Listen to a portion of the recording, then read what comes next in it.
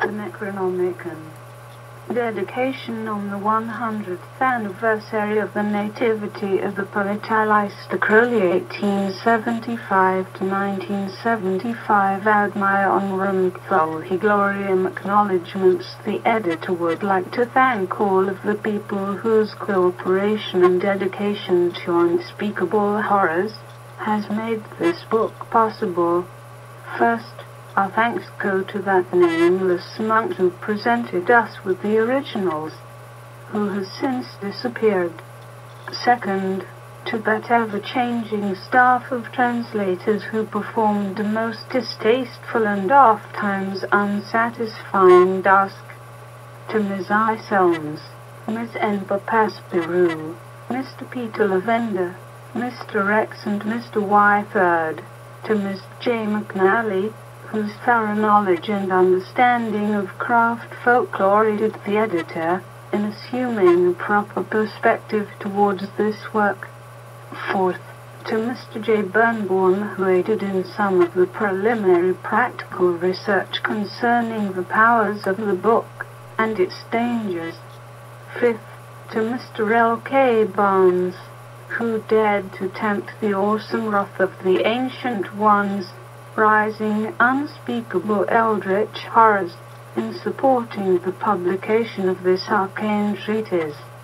Sixth, to all those patient pagans and friends of the craft who waited and waited for the eventual publication of this stone with bated breath. And something on the stove. Seventh, and perhaps most importantly, to Herman Slater of the Magical Chilled, New Warlock Shop, whose constant encouragement and eternal kvetching was material to the completion of this work.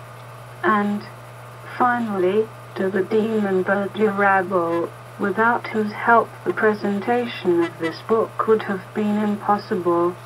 Blessed be. Table of Contents.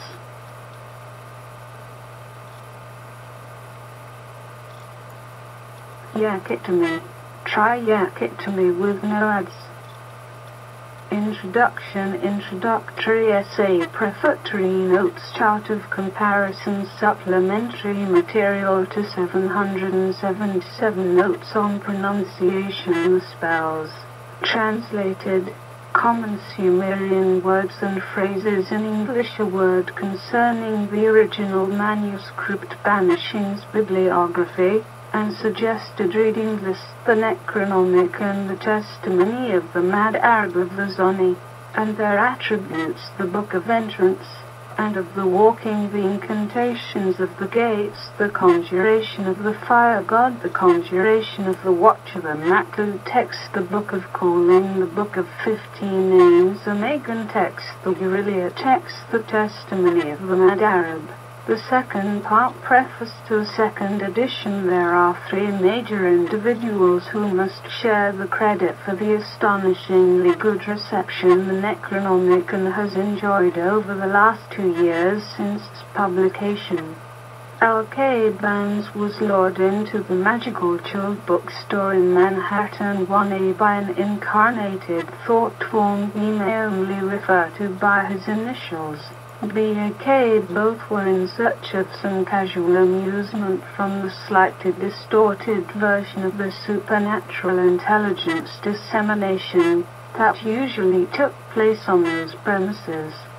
L.K. Barnes, publisher of this tome, has probably come to regret ever setting foot or tentacle inside those clammy precincts, for the crazed proprietor of that institution commenced to wave before him the manuscript copy of this book, thereby securing his soul forever in the service of the elder gods. Needless to say, L.K., a long-time pilgrim in the search for the genuine Necronomicon, which he knew since childhood really existed, was suitably impressed. Shocked, actually. He asked to see the dubious personality who claimed responsibility for the editing and general research work that went into the volume. This exotic individual, Simon by name, appeared suddenly one day in the living quarters of L.K. Bones attired in a beret, a suit of some dark, fibrous material, and attaché case which contained, besides correspondence from various Balkan embassies, and a photograph of the F-104 fighter being crated up for shipment to Luxembourg. Additional material on the Necronomicon which proved his bona fides. Also at that meeting was the third member of the Unholy Trinity, James Wasserman of Studio 31, who, according to a South American cult leader, died during the last year, but who has been able, with assistance from the Stone of the Wise and certain of the formulae in this book, to go on about his business like unto a living man. With Simon's manuscript, Bones' occult vision and aesthetic scruples, and Wasserman's production experience and tireless labor, the abhorred Necronomicon began to take shape, and the first edition smote the stands on December the 22nd, 1977, the ancient pagan feast of Yule, the winter solstice. Yet, not without a number of bizarre occurrences that more than once threaten the lives, the sanity, and the astral bodies of the three individuals most deeply involved.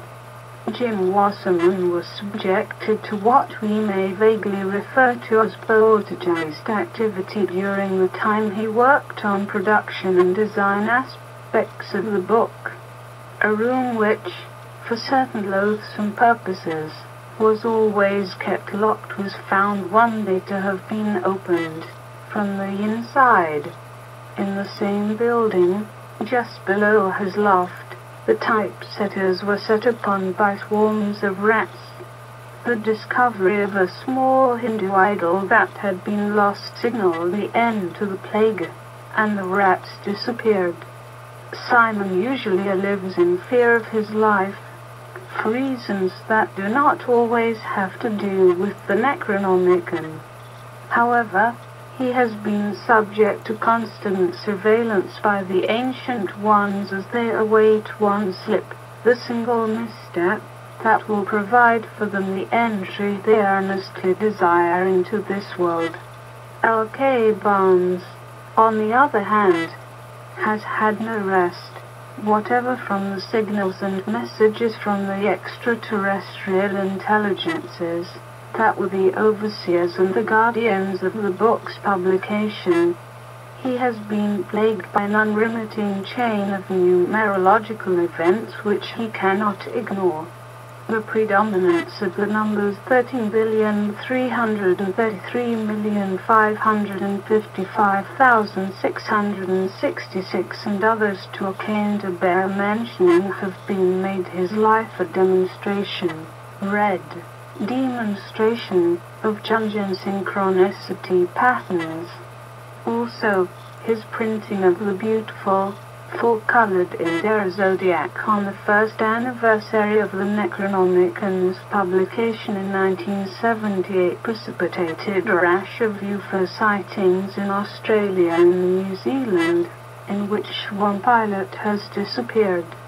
Bizarre occurrences and humorous coincidences aside for the moment, the Necronomicon has caused changes in the conscience of those people most intimately involved with it, as well as many strangers who simply bought the book through the mail, or at their bookstore. Judging by the letters we have received in the last 2 years, these changes have been startling. Many have found the book's magic to work, and work extremely well. Others, having once attempted certain of the rituals, felt compelled to retire from the occult scene for lengthy periods of time. The mere fact that the books was generally considered never have existed, and then found to exist after all, is itself a powerful psychic influence. A fantasy come true. A dream realized in waking life. the quest for a lifetime search come to an end. The ultimate book of spells, the godfather of grimmers. Therefore it is with awe, and with something akin to dread, that I address this second edition to the courageous reader of the Necronomicon. The beast has told us, I am the warrior lord of the 40s. The 80s cower before me, and are based. Al. EE:46. This edition of the Necronomicon is scheduled for early delivery in January-February 1980, making it possibly the first occult book of the 80s. A herald of doom, or a harbinger of fate, since the publication of this book in December 1977. The ancient forces of erstwhile victory have been banging and clamoring at the gates.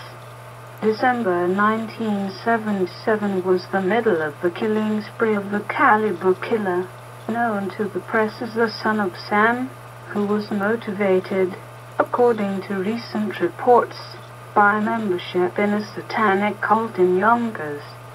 Several months after the capture of David Berkowitz in 1978, nearly 1,000 people killed themselves in Guy Arner at the orders of a crazed religious leader. Several months after that, the leader of a mystical Islamic sect seized power in Iran and, at the time of writing, is calling for a holy war against the infidel. There is evidence that every New Age witnesses a baptism by fire. Christians and Muslims are turning on each other and themselves. Israel is once again in serious jeopardy. Buddhism is being eradicated in Southeast Asia as it was in Tibet. The ancient ones, lords of a time before memory, are being drawn by the smell of confusion and the hysteria and mutual hatred of the primitive life forms on this planet. Human beings, unless the gates are secured against attack, unless humanity awakens to both the real danger and the real potential for evolution. Well, the vision of the mad Arab, ancestor of the Muslim princes, so much in the news in 1979/1980, is one, certainly of terror. The discovery of this book, however, like the discovery of the typesetter's idol, may be the key, the link in our defense against the possible enemy awaiting us outside. Events of the last 2 years have shown us that the book is also an amulet, a protective shield that guards its own from the machinations of evil. Extraterrestrial or primarily elemental, alien beings or subconscious repressions, they are powerless against us if we consider deeply the message of this book and take the seeming ranting of the Arab at face value for what they are: a warning, a weapon, and a wisdom. With these three we enter the new age of the crowned and conquering child. Horus, not in a slouch towards Bethlehem, but born within us at the moment we conquer the lurking fear in our own souls. New York, NY, December 1979. Our work is therefore historically authentic. The rediscovery of the Sumerian tradition. Aleister Crowley. Yak it to me. Try yak it to me with no ads. Introduction. In the mid-1920s, roughly 2 blocks from where the Warlock shop once stood, in Brooklyn Heights, lived a quiet, reclusive man, an author of short stories, who eventually divorced his wife of 2 years and returned to his boyhood home in Rhode Island, where he lived with his aunts. Born on August the 20th, 1890, Howard Phillips Lovecraft would come to exert an impact on the literary world that dwarfs his initial successes with Weird Tales magazine in 1923. He died, tragically, at the age of 46 on March the 15th, 1937, a victim of cancer of the intestine and Bright's disease. Though persons of such renown as Dashiell Hammett were to become involved in his work, anthologizing it for publication both here and abroad, the reputation of a man generally conceded to be the father of Gothic horror did not really come into its own until the past few years, with the massive republication of his works by various houses, a volume of his selected letters, and his biography. In the July 1975 issue of the Atlantic Monthly, there appeared a story entitled There Are More Things, written by George Louis Borges, to the memory of H.P. Lovecraft. This gesture by a man of the literary stature of Borges is certainly an indication that Lovecraft has finally ascended to his rightful place in the history of American literature, nearly 40 years after his death. In the same year that Lovecraft found print in the pages of Weird Tales, another gentleman was seeing his name in print, but in the British tabloid press. New sinister revelations of Aleister Crowley read the front page of the Sunday Express. It concerned testimony by one of the notorious magician's former followers, or, actually, the wife of one of his followers, that Crowley had been responsible for the death of her husband at the Abbey of Thelema in Cefalù, Sicily. The bad press, plus the imagined threat of secret societies, finally forced Mussolini to deport the great Bistro from Italy. Tales of horrors filled the pages of the newspapers in England for weeks and months to come. Satanic rituals, black masses, animal sacrifice, and even human sacrifice were reported or blatantly lied about. For although many of the stories were simply not true or fanciful exaggeration, one thing was certain: Aleister Crowley was a magician, and one of the First Order. Born on October the 12th, 1875, in England, in the same country as Shakespeare, Edward Alexander Crowley grew up in a strict fundamentalist religious family, members of a sect called the Plymouth Brethren. The first person to call him by that name and number by which he would become famous, after the reference in the Book of Revelation, the Beast 666, was his mother, and he eventually took this appellation to heart. He changed his name to Aleister Crowley while still at Cambridge, and by that name, plus 666, he would never be long out of print or out of newspapers, for he believed himself to be the incarnation of a god, an ancient one, the vehicle of a new age of man's history, the Aeon of Horus, displacing the old age of Osiris. In 1904, he had received a message from what Lovecraft might have called out of space, that contained the formula for a new world order, a new system of philosophy, science, art, and religion, but this new order had to begin with the fundamental part and common denominator of all four: magic. In 1937, the year Lovecraft dies, the Nazis banned the occult lodges of Germany, notable among them two organizations which Crowley had supervised, the and the OTO, the latter of which he was elected head in England, and the former which he founded himself. There are those who believe that Crowley was somehow magically responsible for the Third Reich, for two reasons.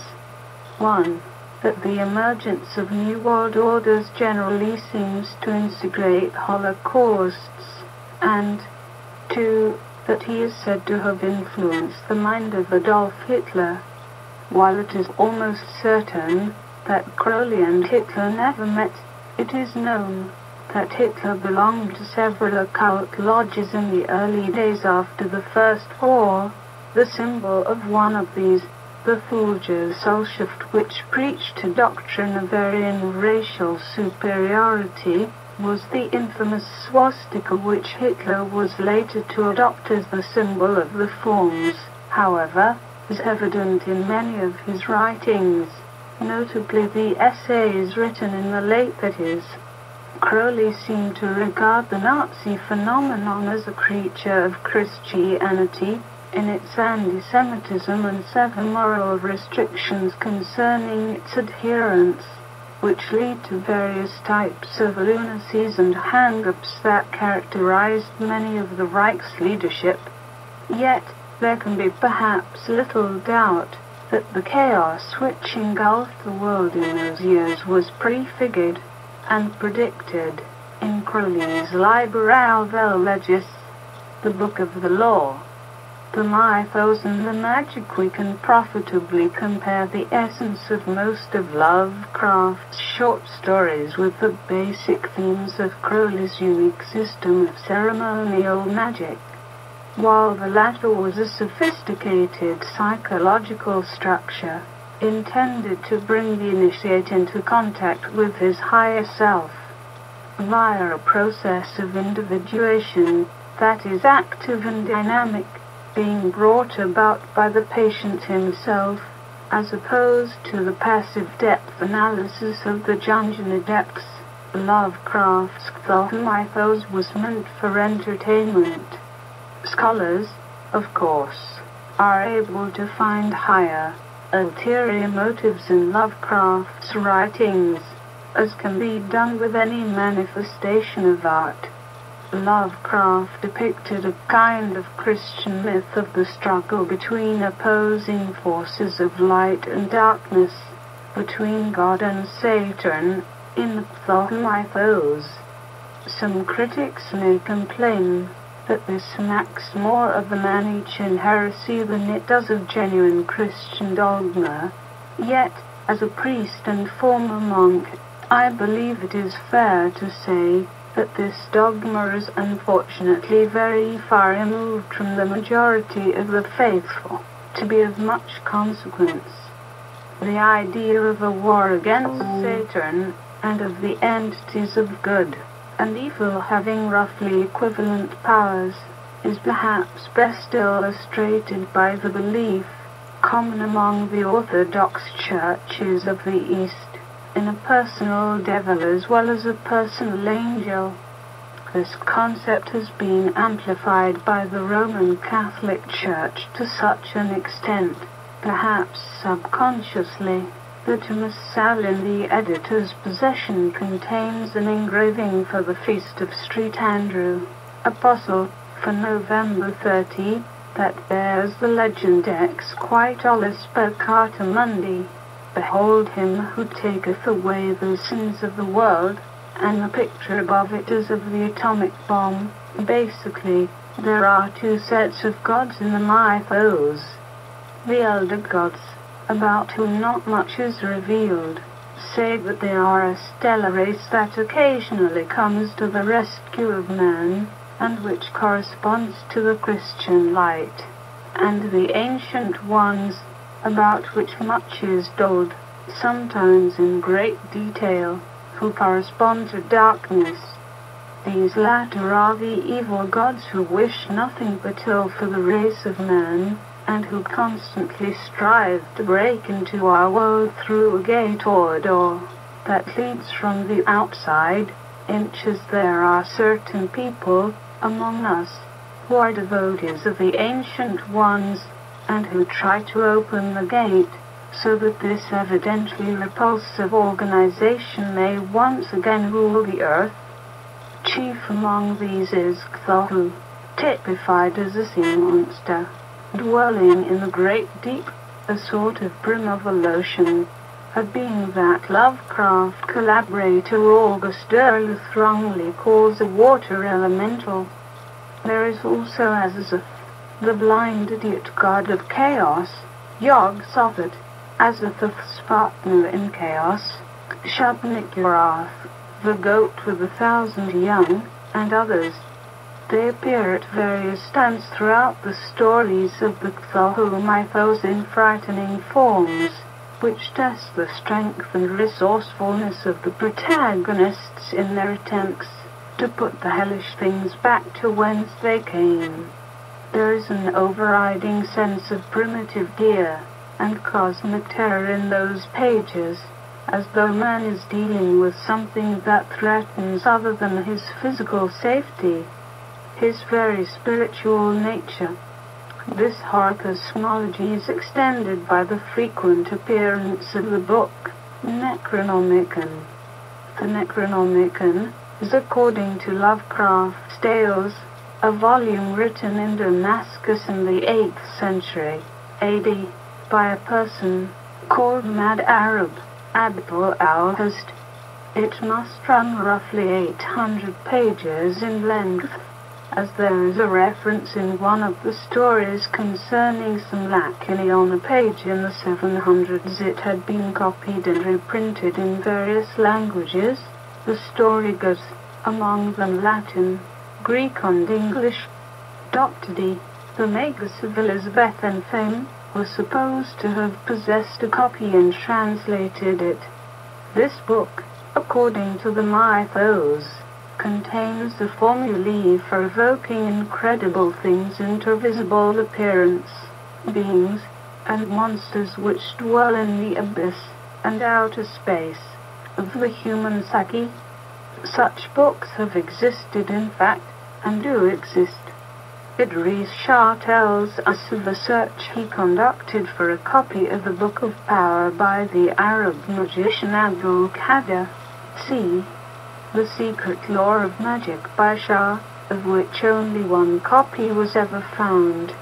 The Keys of Solomon had a similar reputation, as did the Magus by Barrett, and for all of these works were eventually reprinted in the last 15 years or so.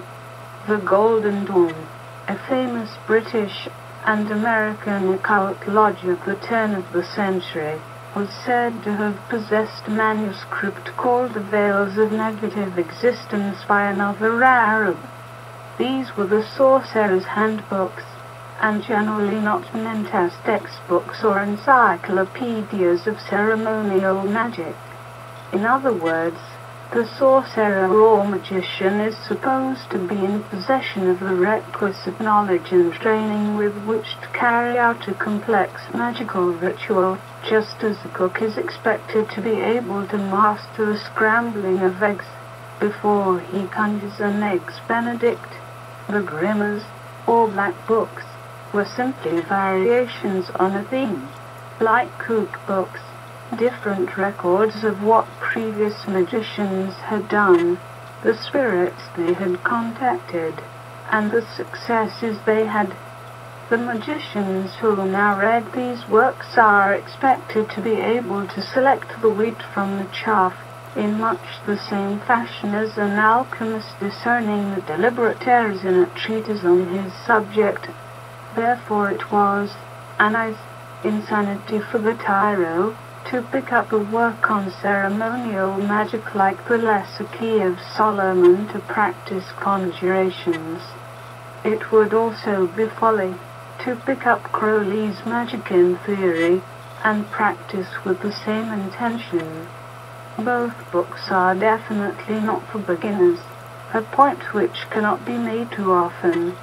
Unfortunately, perhaps, the dread Necronomicon falls into this category.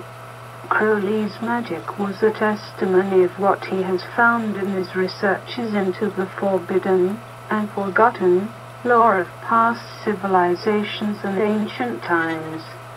His Book of the Law, was written in Cairo in the spring of 1904, when he believed himself to be in contact with a proto-human intelligence called Deus, who dictated to him the 3 chapters that make up the book.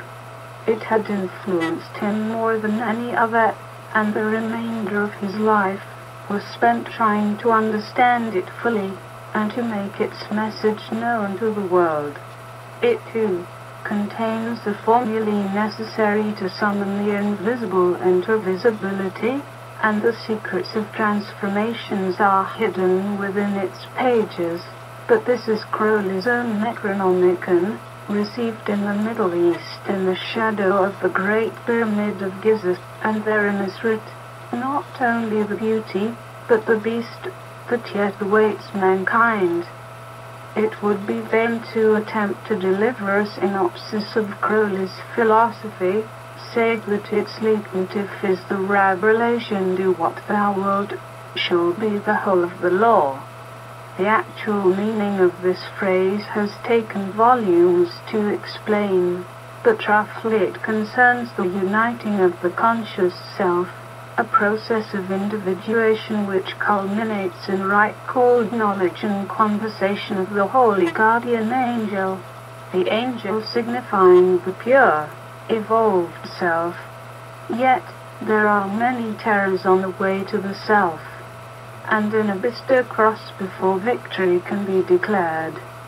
Demons, vampires, psychic leeches, ghastly forms accost the aspiring magician from every angle, from every quarter around the circumference of the magic circle, and they must be destroyed lest they devour the magician himself. When Crowley professed to have passed the obstacles, and crossed the abyss of knowledge, and found his true self, he found it was identical with the beast of the Book of Revelation, 666, whom Christianity considers to represent the devil. Indeed, Crowley had nothing but admiration for the Satan of the so-called devil-worshipping cult of the Esot-Eric of Mesopotamia, knowledge of which led him to declare the lines that open this introduction. For he saw that the Esot-Eric possess a great secret and a great tradition that extends far back into time, beyond the origin of the sun cults of Osiris, Mithra, and Christ, even before the formation of the Judaic religion and the Hebrew tongue. Crowley harkened back to a time before the moon was worshipped, to the shadow out of time, and in this, whether he realized it as such or not, he had heard the call of Cthulhu. Sumeria, the reclusive author of short stories who lived in a quiet neighborhood in New England, and the manic, infamous master magician who called the world his home, should have somehow met in the sandy wastes of some forgotten civilization seems incredible. That they should both have become prophets and forerunners of a new eon of man's history is equally, if not more, unbelievable. Yet, with H.P. Lovecraft and Aleister Crowley, the unbelievable was a commonplace of life.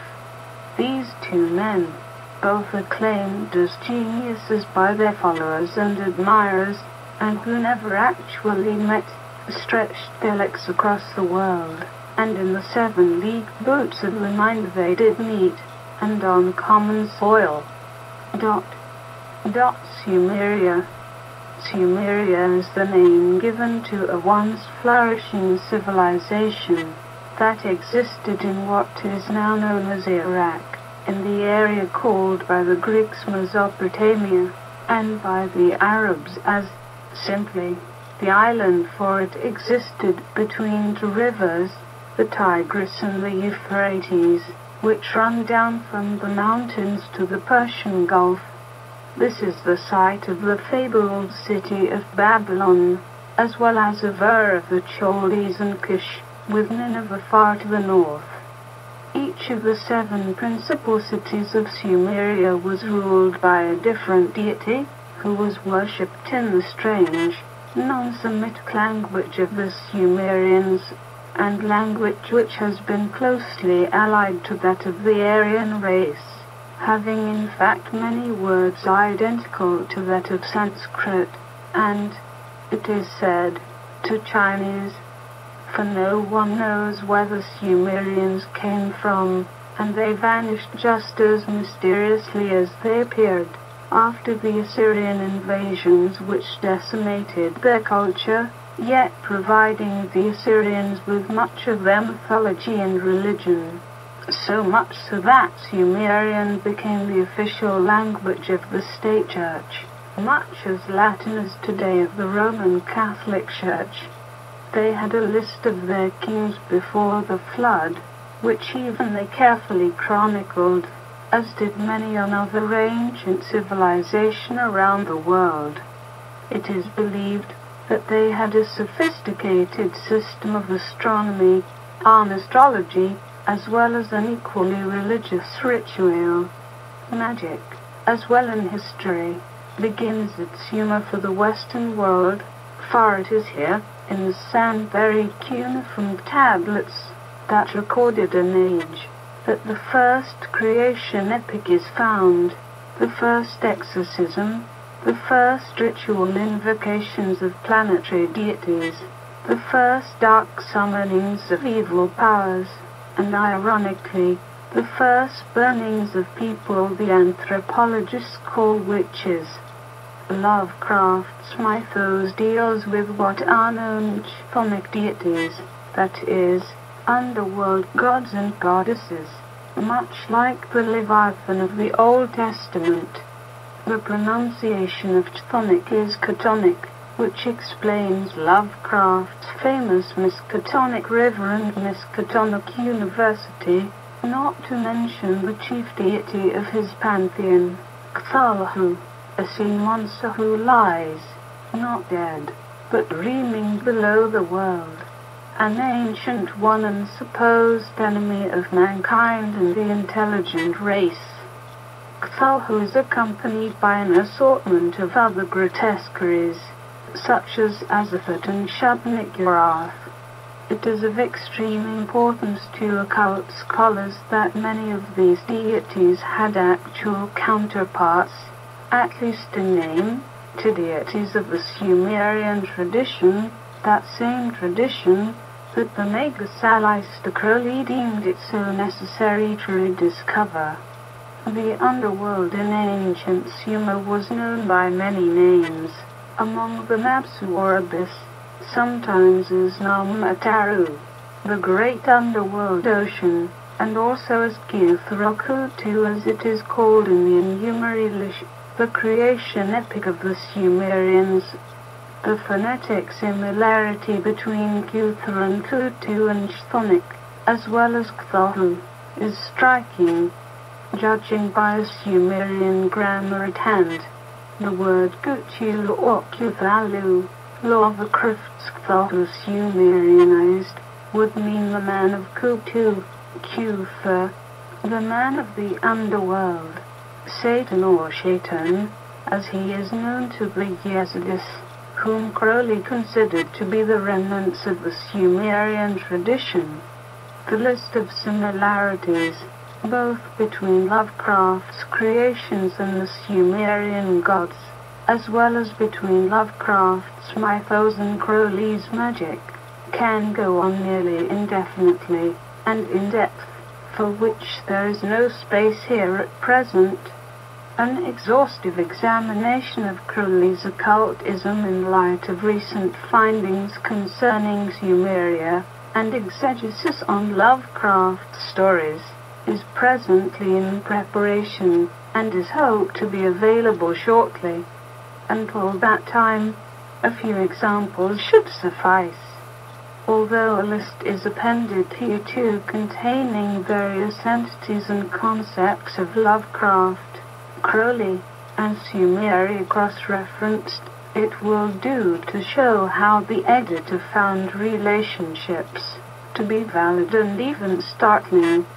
as it is frequently mentioned in the grim pages of the Cthulhu mythos, and appears in the Necronomicon as Agthoth, a combination of two words, the first Sumerian and the second Coptic, which gives us a clue as to its identity, as Ag in Sumerian means enchanter or magician. Thoth in Coptic is the name given to the Egyptian god of magic and wisdom, Tehuti, who was evoked by both the Golden Dawn and by Crowley himself, and known to the Greeks as Hermes, from whence we get Hermetic, as Agthoth is, therefore, a lord of magicians, but of the black magicians, or the sorcerers of the other side. There is a seeming reference to Shub-Niggurath in the Necronomicon, in the name of a Sumerian deity, the answerer of prayers, called Ish-Niggurath. The word Shub is to be found in the Sumerian language in reference to the rite of exorcism, one of which is called Am-Shub and means the throwing. It is, however, as yet unclear as to what the combination Shub-Ish-Niggurath, Shub-Niggurath might actually mean. There was a battle between the forces of light and darkness, so-called, that took place long before man was created, before even the cosmos as we know it existed. It is described fully in the Sumerian-English and in the bastardized version found in the Necronomicon, and involved the ancient ones, led by the serpent Mamut Tiamat and her male counterpart Absu, against the elder gods, called such in the N, led by the warrior Marduk, son of the sea god Enki, lord of magicians of this side, or what could be called white magicians, although close examination of the myths of ancient times makes one pause before attempting to judge which of the two warring factions was good or evil. Marduk won this battle in much the same way that later Street George and Street Michael would defeat the serpent again. The cosmos was created from the body of the slain serpent, and man was created from the blood of the slain commander of the ancient Dani, Kingu, thereby making man a descendant of the blood of the enemy, as well as the breath of the elder gods, a close parallel to the sons of God and daughters of men reference in the Old Testament. Yet, though the identity of the victor is clear, there were, and are, certain persons and organizations that dared side with the vanquished, believing the ancient ones to be a source of tremendous and most unbelievable power. Worship of the ancient ones in history. Let them curse it that curse the day, who are skillful to rouse Leviathan. Job 3:8 Hook, in his excellent Middle Eastern mythology, tells us that the Leviathan mentioned in Job, and elsewhere in the Old Testament, is the Hebrew name given to the serpent Tiamat, and reveals that there was in existence either a cult, or scattered individuals, who worshipped or called up the serpent of the sea, or abyss. Indeed, the Hebrew word for abyss, that is found in Genesis 1:2 is, Hook tells us, Tehom, which the majority of scholars take to be a survival of the name of the chaos dragon Tiamat or Leviathan that is identified closely with Cthulhu or Cthulhu within the pages, are mentioned independently of each other, indicating that somehow Cthulhu is the male counterpart of Tiamat, similar to Absu. This monster is well known to cult worship all over the world. In China, however, there is an interesting twist. Far from being considered a completely hostile creature, dedicated to the erasure of mankind from the page of existence, the dragon is given a place of preeminence, and one does not hear of a Chinese angel or saint striving to slay the dragon, but rather to cultivate it. The Chinese system of geomancy, feng shui, pronounced feng shui, is the science of understanding the dragon currents which exist beneath the earth. These same telluric energies that are distilled in such places as Chartres Cathedral in France, Glastonbury in England, and the ziggurats of Mesopotamia. In both the European and Chinese cultures, the dragon or serpent is said to reside somewhere below the earth. It is a powerful force, a magical force, which is identified with mastery over the created world. It is also a power that can be summoned by the few, and not the many.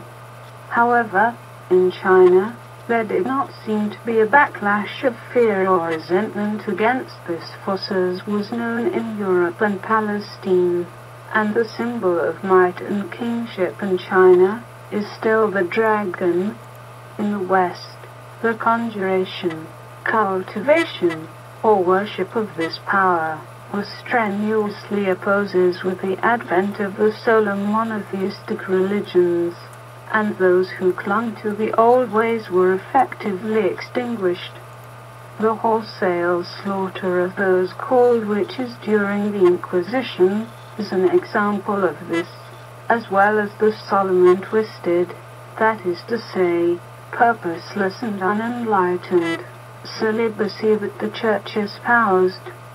For the organ of Wilhelm is just as much Leviathan as the Kundalini of Tantra Codex, and the power raised by the witches. It has always, at least in the past 2,000 years, been associated with occultism and essentially with rites of evil magic, or the forbidden magic, of the enemy, and of Satan. And the twisting, sacred spiral formed by the serpent of the Caduceus, and by the spinning of the galaxies, is also the same Leviathan as the spiral of the biologist's code of life. Now the goddess of the witches, the current revival of the cult called Wicca, is a manifestation of the ancient secret societies that sought to tap this telluric, occult force and use it to their own advantage, and to the advantage of humanity, as was the original intent. The raising of the cone of power through the circle dancing is probably the simplest method of attaining results in rousing Leviathan, and has been used by societies as diverse as the dervishes in the Middle East, and the python dancers of Africa, not to mention the round dances that were familiar to the Gnostic Christians, and the ones held every year in the past charters. The witches of today, however, while acknowledging the importance of the male element of telluric power, generally prefer to give the greater honor to the female principle, personified as the goddess. The goddess has also been worshipped all over the world, and under many names, but is still essentially the same goddess.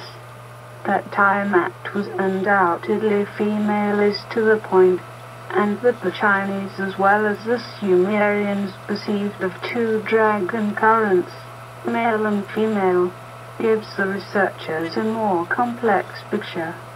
The green dragon and the red dragon of the alchemists are thus identified as the positive and negative energies that comprise the cosmos of our perception, as manifest in the famous Chinese yin-yang symbol.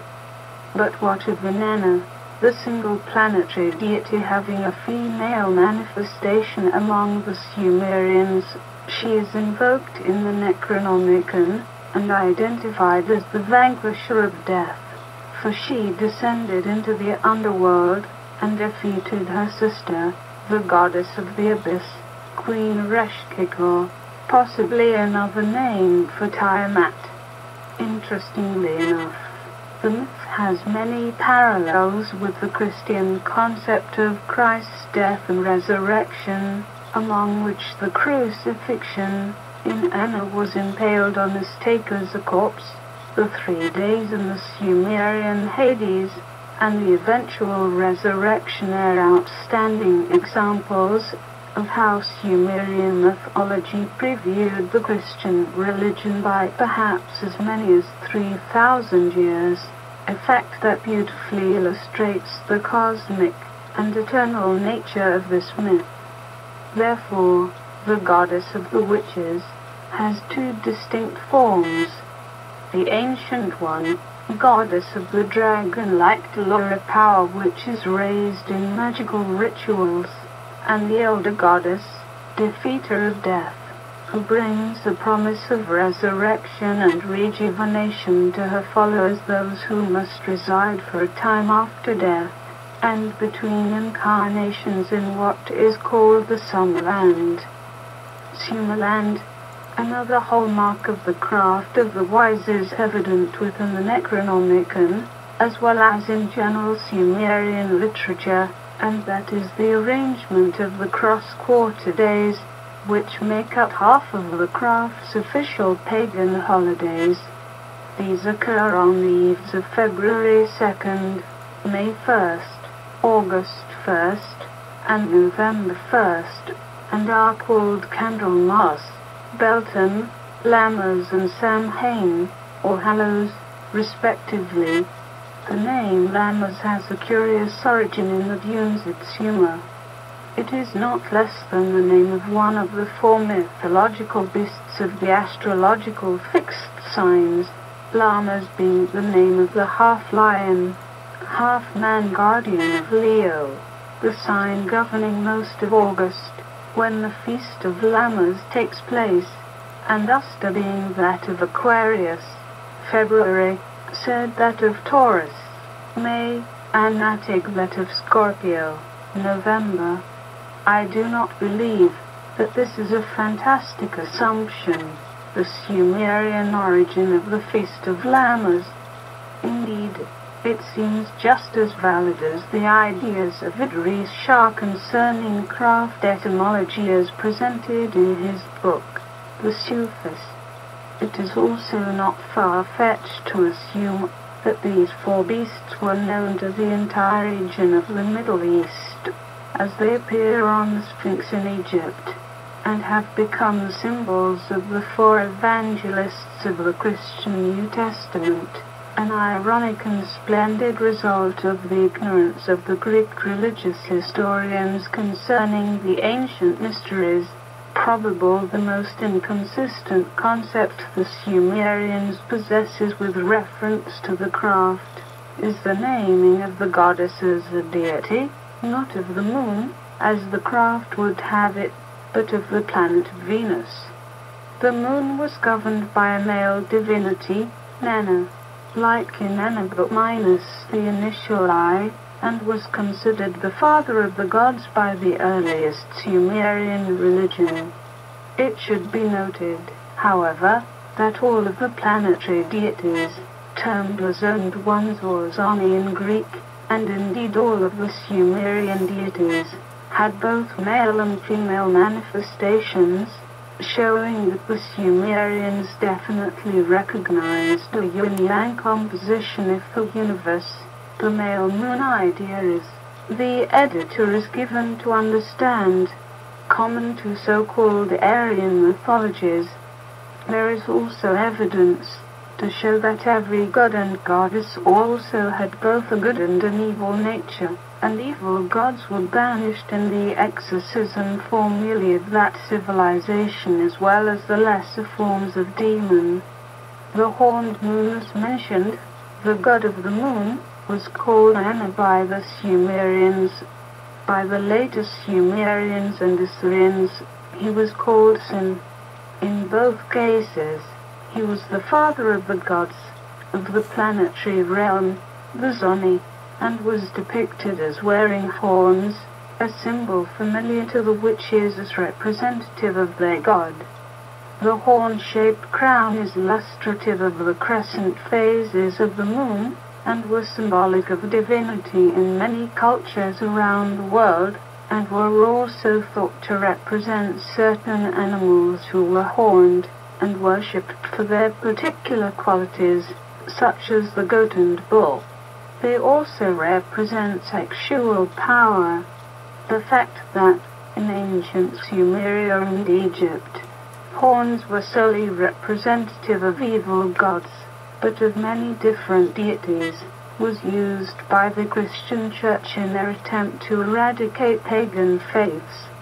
It was a simple enough symbol to identify with the author of evil, Satan, which the Church depicted as a half-animal, half-human creature with horns, claws, and sometimes a tail. The Church's use of the horns as a sort of archetype of evil is quite similar to the feeling many people have today with regards to the swastika used by the Nazis, a symbol which has become the archetype of an evil sigil in the West.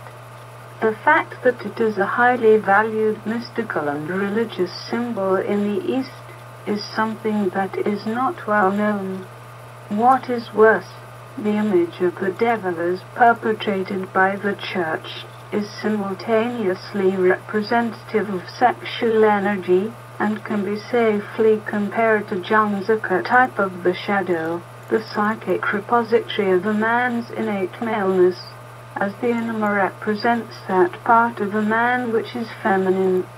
Truly, the pictures painted of a satanic ritual by the pious Catholic clergyman was one of sexual orgies and perversions, and the handbook of the Inquisitors, the Malus Maleficarum which has been responsible for the deaths of many more people than even Hitler's Mein Kampf, is full of detailed sexual imagery, and reveals the nature of the souls of the monks who wrote it, rather than of the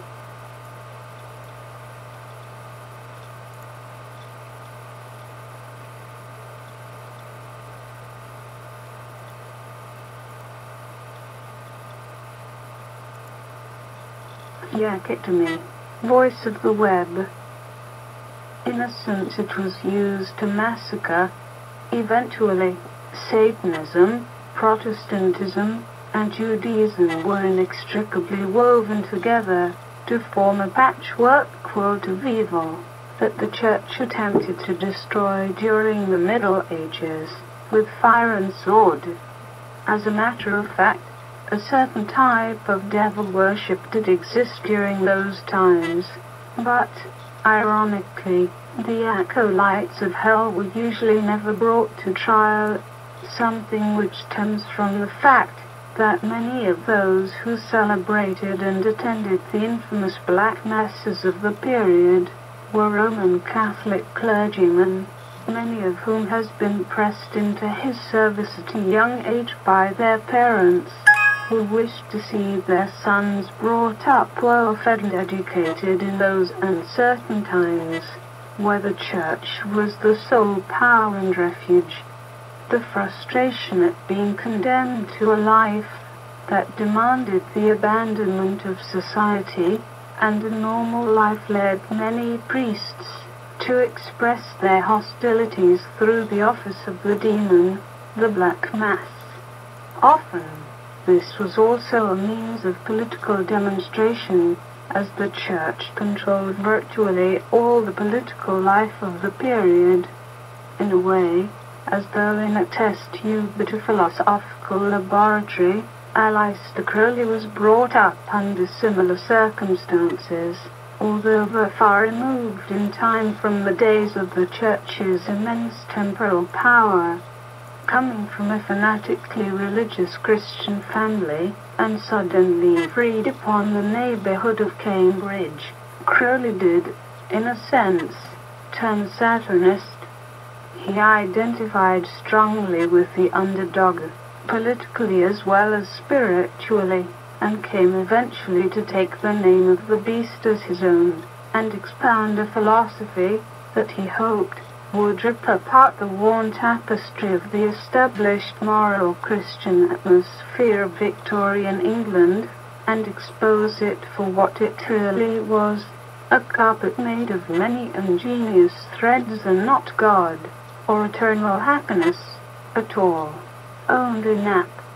Therefore, it seemed almost logical that he should seek in the defeated old religions of the world for the basis of his new philosophy, and, some say, his new religion.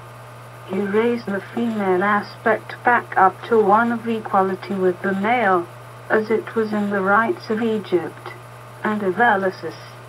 Our Lady Babylon, his spelling, became a theme of many of his magical writings, and he received Credo, the Book of the Law, through a woman, his wife Rose Kelly.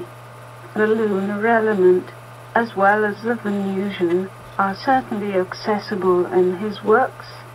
It has even been said in occult circles that he had a hand in putting together the Grimoire of one Gerald Gardner, founder of a contemporary witchcraft movement, called the Book of Shadows.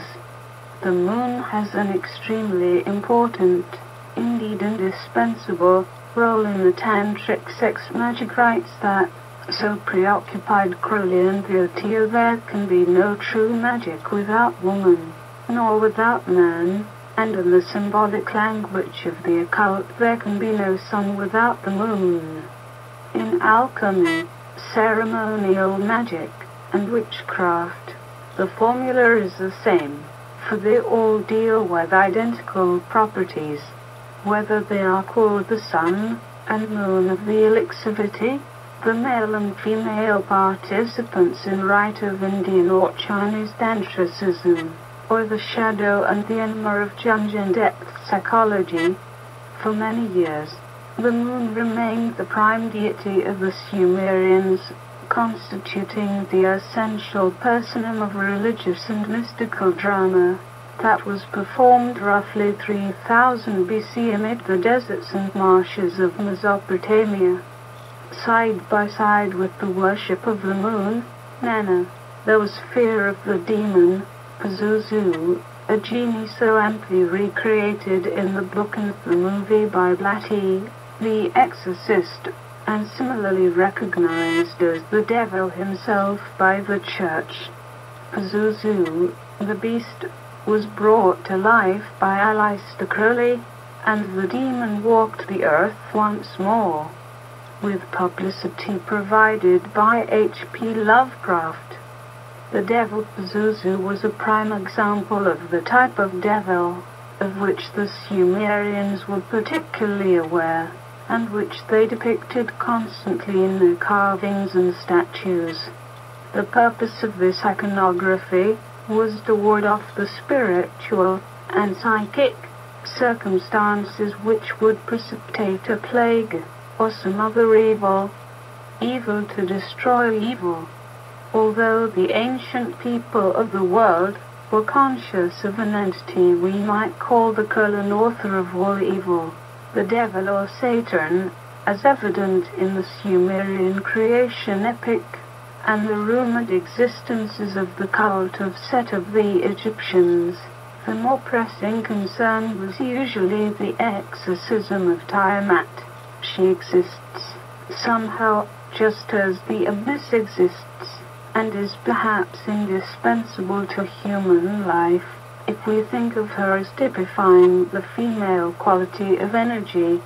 Although Marduk was responsible for having the monster from the sea, the Sumerian tradition has it that the monster is not dead, but dreaming, asleep below the surface of the earth, strong, potent, dangerous, and very real. Her powers can be tapped by the knowledgeable, who are skillful to rouse Leviathan. Although the Christian religion has gone to great lengths to prove that the devil is inferior to God, and exists solely for his purpose, as the tempter of man, surely a dubious raison d'etre, the Sumerian tradition acknowledges that the person of evil is actually the oldest, most ancient of the gods. whereas Christianity states that Lucifer was a rebel in heaven, and fell from God's grace to ignominy below. The original story was that Marduk was the rebel, and severed the body of the Ancient of Ancient Ones, to create the cosmos. In other words, the precise reverse of the Judeo-Christian dogma. The elder gods evidently possessed a certain wisdom that was not held by their parents, yet their parents held the power, the primal strength, the first magic, that the elder ones stacked to their own advantage, for they were begotten of her. It generally accepted in the halls of magic that all of the wisdom in the world is useless without the necessary adjunctive power. This power has gone by many names, as the goddess and the devil have, but the Chinese symbolize it by the dragon. It is the force of will, and relies heavily upon the biochemical matter that makes up the human body, and hence the human consciousness, to give it existence. Science is coming around to accept the fact that the will does exist, just at the point where psychology has determined it does not, in the behaviorist's vain attempt to eradicate what has always been known to constitute vital parts of the psyche from their consideration in pseudo-scientific experimentation, leaving us with the white mice and pigeons of Kiesler's The Ghost in the Machine. Science, ancient sister of magic, has begun to realize the human potential that resides inconspicuously in the spiral-mapped matter of the brain, just as the magicians, accused of trafficking with the devil, were said to have developed tremendous power over natural phenomena. Science has ascended to that realm unblamed and guiltless. The Pope has ridden in aircraft. Cardinals have flown in choppers over battlefields in Southeast Asia, urging technological ecocide, invoking Christ, pronouncing damnation and the devil on the industrially inferior man. Ex quite audit peccata mundi, and a rock group from England, home of the Anglican heresy, sings of sympathy for the devil. Zuzu, Tiamat, the seven deadly sins, the fear of Lovecraft, the pride of Crowley. The lunar landing was the symbolic manifestation of man's newly acquired potential power to alter the nature dash and perhaps, via nuclear weapons, the course of the heavenly bodies, the Zoni, the elder gods. It has a power the ancient ones have been waiting for millennia, and it is now within their grasp. The next century may deliver unto mankind this awesome power and responsibility, and will leave him knocking on the dread doors of the Azni, the Gaji, approaching the barrier that keeps out the Absu. And one day, without the benefit of Necronomicon, the race of man will smash the barrier, and the ancient ones will rule once more. An alternative possibility exists, that, by landing on the moon, we have come to reinstate the ancient covenant and thereby assure our protection against the outside. Since the gods are forgetful, by treading on their celestial spheres we are reminding them of their ancient obligations to us, their created ones. For, as it is said in one of man's most ancient of covenants, the Emerald Table, as above, so below, man's power to alter the nature of his environment must develop simultaneously with his ability to master his inner environment, his own mind, his psyche, soul, spirit. Perhaps, then, the lunar landing was the first collective initiation for humanity which will bring it one step closer to a beneficial force that resides beyond the race of the cruel celestial spirits, past the abyss of knowledge. Yet, he must remember that the occult powers that accompany magical attainment are ornamental only, indications of obstacles overcome on the path to perfection, and are not to be sought after in themselves, for therein lies the truth death. Lovecraft saw this evil as the world passed from one war and moved menacingly towards another. Crowley prepared for it and provided us with the formulae. The mad Arab saw it all in a vision and wrote it down. He was, perhaps, one of the most advanced adepts of his time, and certainly has something to say to us today in a language the intuition understands. Yet they called him mad, accompanied in the ranks of the insane by such madmen as Nietzsche, Artaud, and Reich. The mad Arab makes a fourth in a life and death game of cosmic bridge. They are all voices crying in that wilderness of madness that men call society, and as such were ostracized, stoned, and deemed mentally unfit for life. But, for them, justice will come when we have realized that the ship of state and the ship of St. Peter have become mere ships of fools, with captains who course the seas by stars, ignoring the eternal ocean, and then we will have to look to the prisoners in the hold for navigational guidance. It is there, always, and Cthulhu who calls.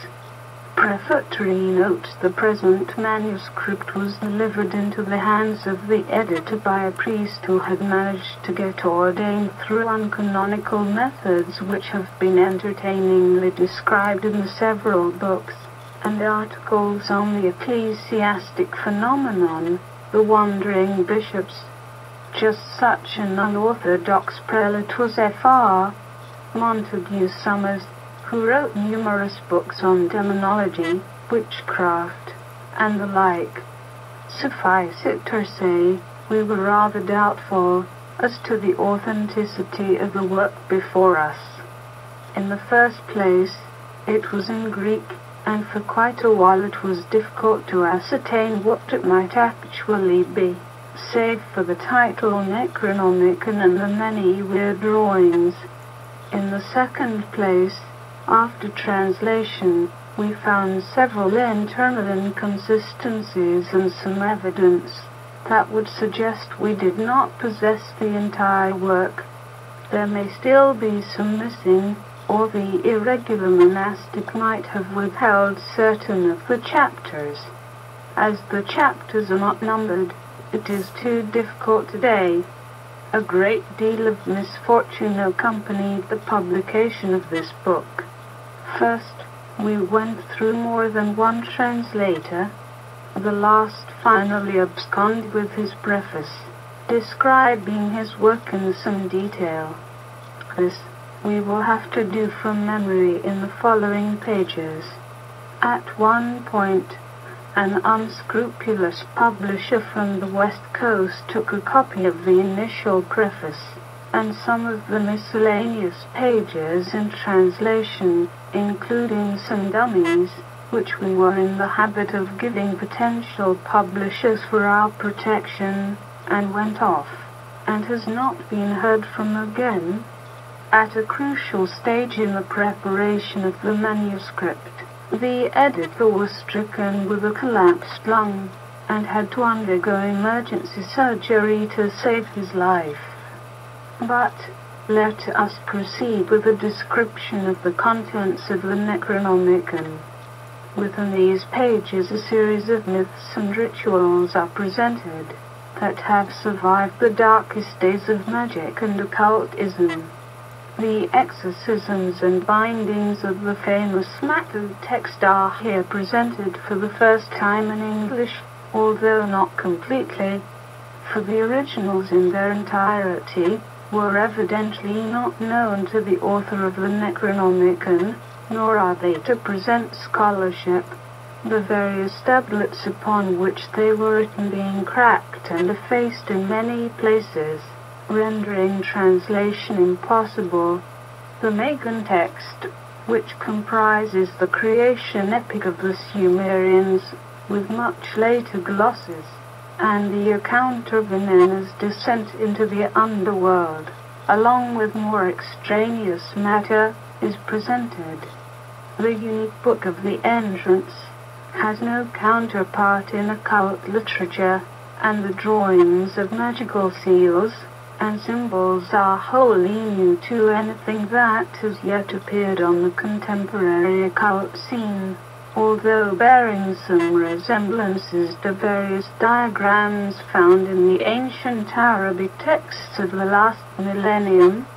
Although some of the characters found in these pages can be traced to Myndic and Demotic sources, and are evidently of a much later date than the rites of Sumer, the overall appearance of the seals is quite unusual, almost surreal. The book begins with an introduction by the alleged author, the Mad Arab, the name that Lovecraft made famous. Abital al-Haz does not appear in our copy of the Myth, and ends with a sort of epilogue by the same Arab. We have called the first part the Testimony of the Mad Arab, and the latter the Testimony of the Mad Arab.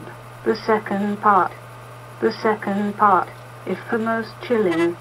The author has, by this stage in the writing of his opus, become fearful for his soul, and begins to repeat himself in the text, saying things he has already said in previous chapters, as though having forgotten he had said them, or perhaps to stress their importance. The second testimony is riddled through with non sequiturs and bits of incantation.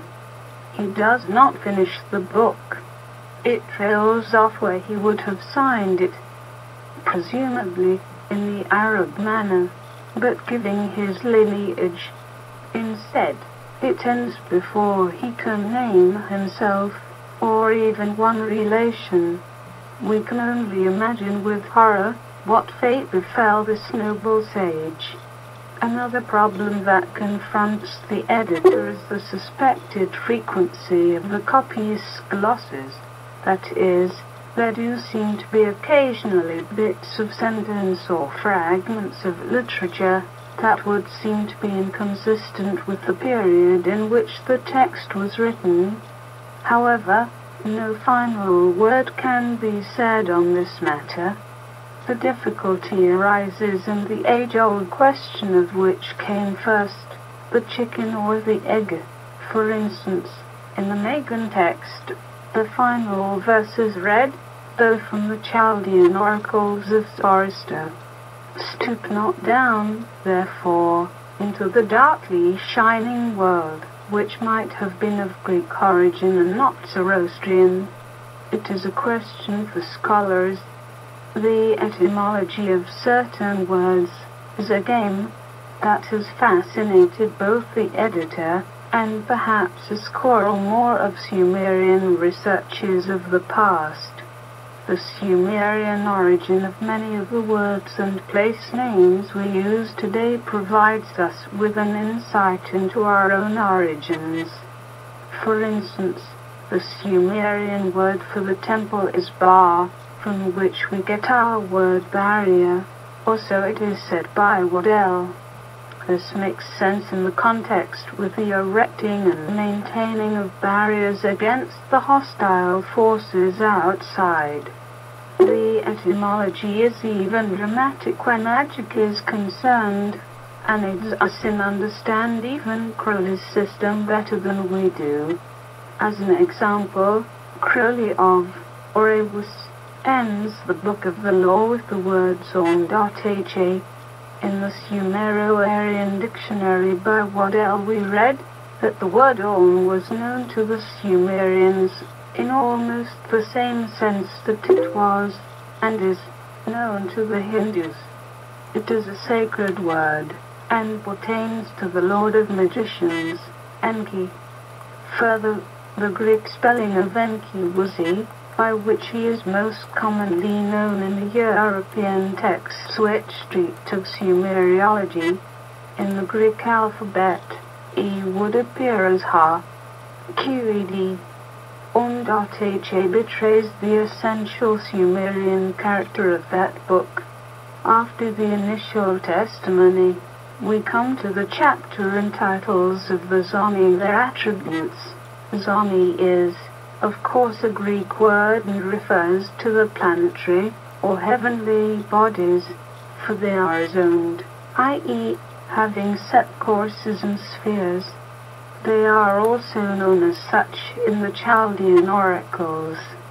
The spirits or bodies that exist beyond the Zoni are called the Asni, meaning unzoned. Whether this refers to so-called fixed stars, having no sphere ascertainable to the early astronomers, or the comets, is unknown to the editor. Whatever the case may be, the Zoni seem to include the 7 philosophical planets, i.e., including the Sun and Moon's planetary bodies, along with Mercury, Venus, Mars, Jupiter and Saturn. Each has their own seal and their own number. Kenneth Grant, author of Aleister Crowley and the Hidden God, may be interested to know, or may already know, that the number of the Sumerian goddess of Venus, hence of love and war, is 15. In many of the ancient tablets of that period, she is actually referred to as the 15, as a shortcut to spelling out the whole name, and Gnifin was assumed. Grant made much of the goddess 15 in his study of Crowley's systems related to Tantracism, without mentioning the name by which this goddess is quite well known, or even mentioning her native country. After the chapter on Zoni, we come to the Book of Entrance, which is really a system of self-initiation into the planetary spheres, and may have something to do with the planetary arrangement of the steps of the ziggurats of Mesopotamia, which were 7-storied mountains. Not much is revealed to the potential candidate for initiation as to how these gates work, or what he might find there, save to say that the key of one gate lies in mastering the gate before it.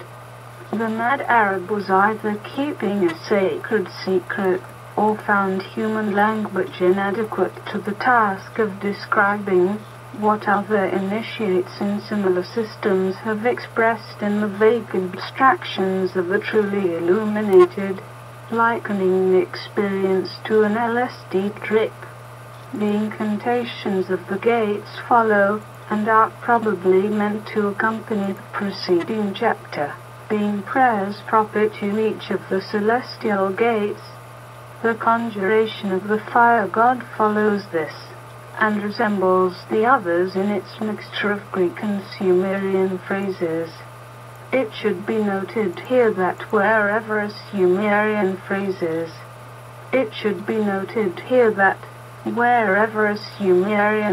appears in the original milliseconds, we have kept it as it is, untranslated, as we expect the mad Arab would have wanted it. Quite possibly, even he did not know the exact meaning of much of the conjurations in the old tongue, but viewed it as a barbarous tongue which must be preserved, because of its essential power. Indeed, with the publication of this book, Sumerian may become as popular among magicians as the strange angelic language of Enochian, discovered by Dr. D. in Elizabeth, England. In Greek, in the original milliseconds, a common incantation would look something like this, using Roman characters for the Greek. O-K-Kos, Theos O-K-Kos, Daemon O-Daemon, Numa 2 hour New Thumathea, Numates Jest Thumathate, O wicked god, O wicked demon, O demon spirit of the sky, remember. Spirit of the earth, remember. Yet, a word like Shamash, the name of the solar deity, would read Samas or Samas, and in the text of the Necronomicon we would make the word read like its original. The conjuration of the Watcher follows the fire god conjuration. The word Watcher is sometimes used synonymously with angel, and sometimes as a distinct trace, apart from angelos.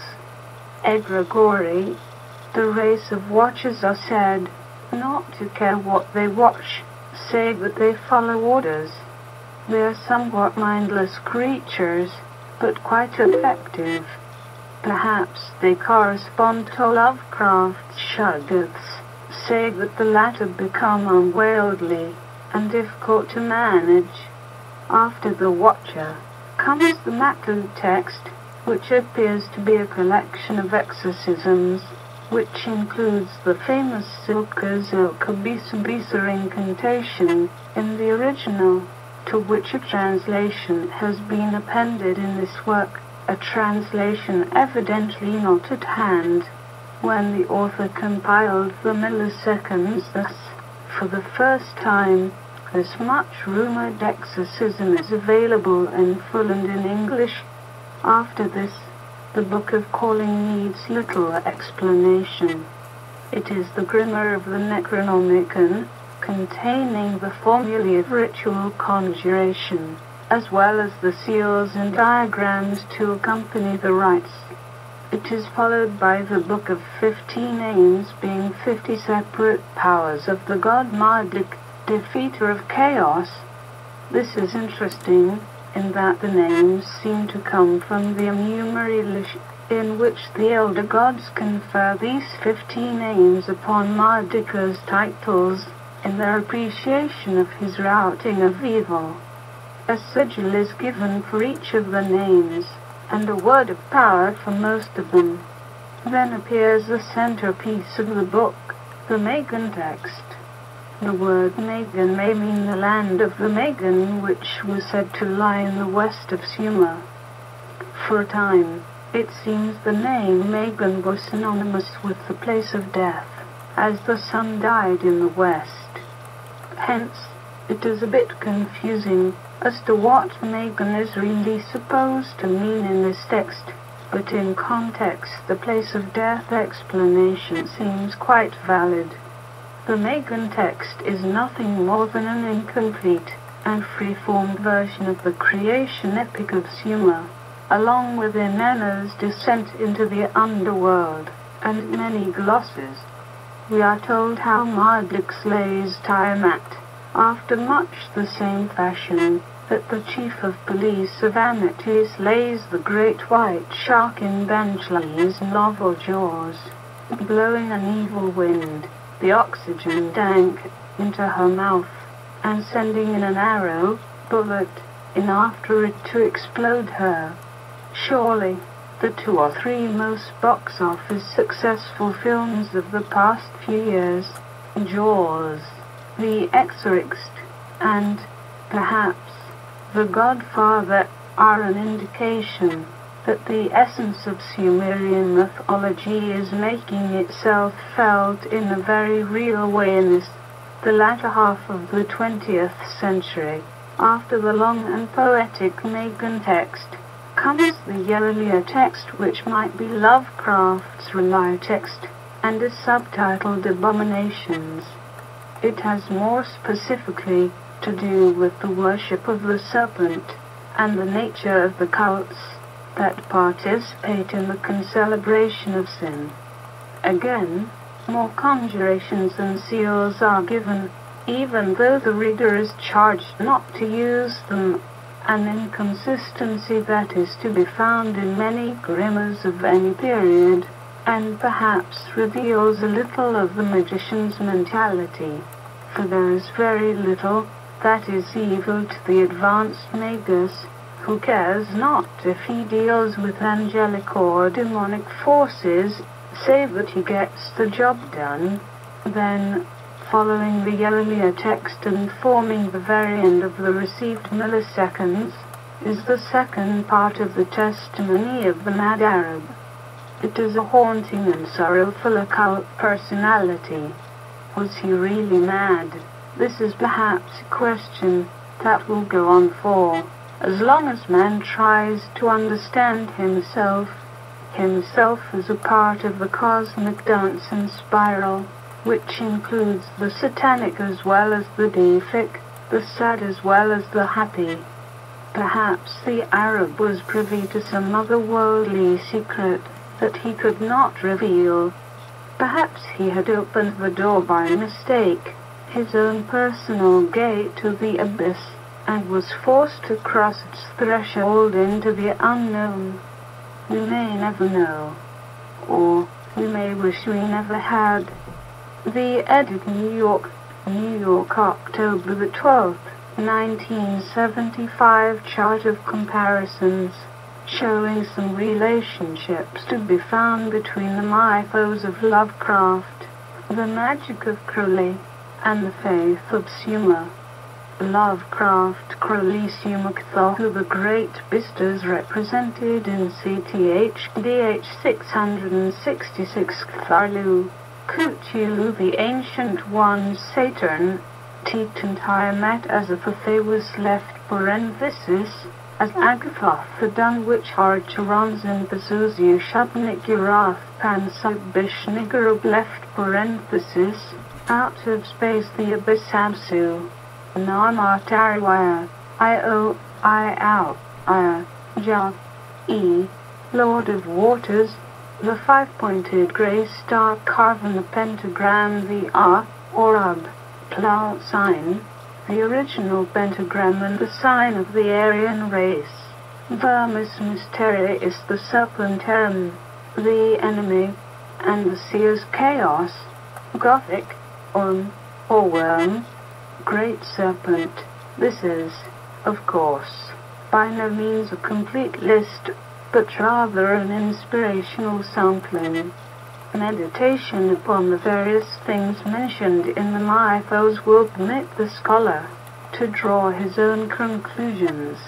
Research upon the etymology of both Lovecraft's and Crowley's respective literature enables the occultist to discover the ancient names and numbers for much of his own familiar material.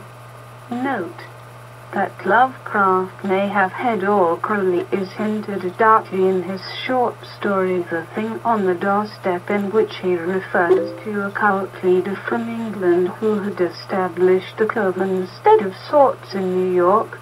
In that story, published in Weird Tales in 1936, the cult leader is closely identified with chthonic forces, is described as notorious, and linked to the strange fate that befell the protagonist, Edward Darby. Supplementary material to 777. The chart that follows is based on research presently available to the editor with regard to Sumerian and Assyro-Babylonian religions. Entries in parentheses refer to the state of correspondences before the advent of the elder gods, the race of Marduk, that is, it reflects the nature of the cosmos before the fall of Marduk from heaven. Names of zodiacal constellations are after Budge's renderings. Table via AC table XXVS0. Anu. Tiamat. 1. Sphere of the primal mobile envelope, Absu. 2. Sphere of the zodiac or fixed stars Enki, Lumashi, Igaji. 3. Sphere of Saturn Ida 4. Sphere of Jupiter Marduk 5. Sphere of Mars Nergal 6. Sphere of the Sun U2 7. Sphere of Venus Inanimate. Sphere of Mercury Nebo 9. Sphere of the Moon Mana 10. Sphere of the elements Gaia 11. Air Anna 12. Mercury Guded 13. Moon Sin 14, Venus Libet 15, Aries Agru, Zuba 16, Taurus Gakabulap Shame, Kingu 17, Gemini Ukinu Shame Utuamra Beauty, Viper 18, Cancer Shitu, Snake 19, Leo Kalbu Rabu Lakamu 20, Virgo Shiru, Whirlwind 21, Jupiter Human Padu 22, Libra Zabanitum, Ravening Dog 23, Water Bladder 24, Scorpio Krabu, Scorpion Man 25, Sagittarius Parbil Sag, Hurricane 26, Capricorn Shamash, Fishman 27, Mars Master Barut 28, Aquarius Gula, Horned Beast 29.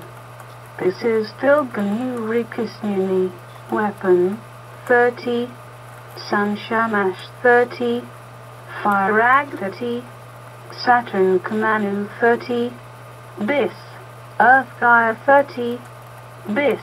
Spirit's eye notes on pronunciation. We cannot be absolutely how Sumerian and Akkadian was spoken, but many useful guidelines are available to the student, including the transliterated tablets found all over Mesopotamia. Basically, we can offer the following principles which should prove of value in reciting the foreign language instructions. Vowels are as in father, as in way, as in the antico, as in boat, but rarely found. U as in Zulu consonants most are basically the same as in English. The Sumerians did not have an alphabet as we know it, but they had developed a syllabary, very much like the Japanese kana script of today. In phonetic transliterations, the English spelling sought to approximate the Sumerian pronunciation. However, there are a few sounds which English does not possess, and which have been put into phonetic variations. Important examples below. X as in the German act ch, same as above. Q as in like K, same as above. SH as in chalice, S as in perhaps. Lasso, a hissing's common to Arabic languages, said as in lots. A hard TS sound, not quite as in zoo. Remember, in the transliterations which follow, every letter must be pronounced. There are no schwas or silent syllables in Sumerian. Hence, Kair is pronounced Gia. Kamanu is pronounced Karimanu, or, if spoken rapidly, the two initial vowel sounds slur into Kai rhyming with high. The incantation should be said carefully and slowly at first, to familiarize oneself with the tongue-twisting phrases. A mistake may prove fatal to the work. The spells, translated, where possible, the editor has taken every opportunity to find the original Sumerian or Akkadian translation of a given Greek charm of conjuration. These will be given here. Also, the reader will find English translations of the Sumerian charms as they are given in the Necronomicon. Not all of the charms are available this way, and sometimes we have had to make do with near-misses. Much of what is found here has come from the Maklu text, of which the only extant translation is in the German of Alquist, Die Assyrisch Beschwörung Siri Maklu nach dem Originalen im British Museum Herausgegeben Act Associated Signed Hiram Fennicky, Tom. XX, number 6. Helsing 4C EMDCCCXCV. The word Maklu, or Maklu itself, is controversial, but Telquist seems to think that it does. indeed, mean burning, especially so as the incantations to be found therein invariably entail burning something, usually a doll made in the likeness of a witch or evil sorcerer, that the magician wished to dispose of. Hence, we have here probably the archetype of the great burning times of the Inquisition, when people were condemned to a fiery death as witches and pagans.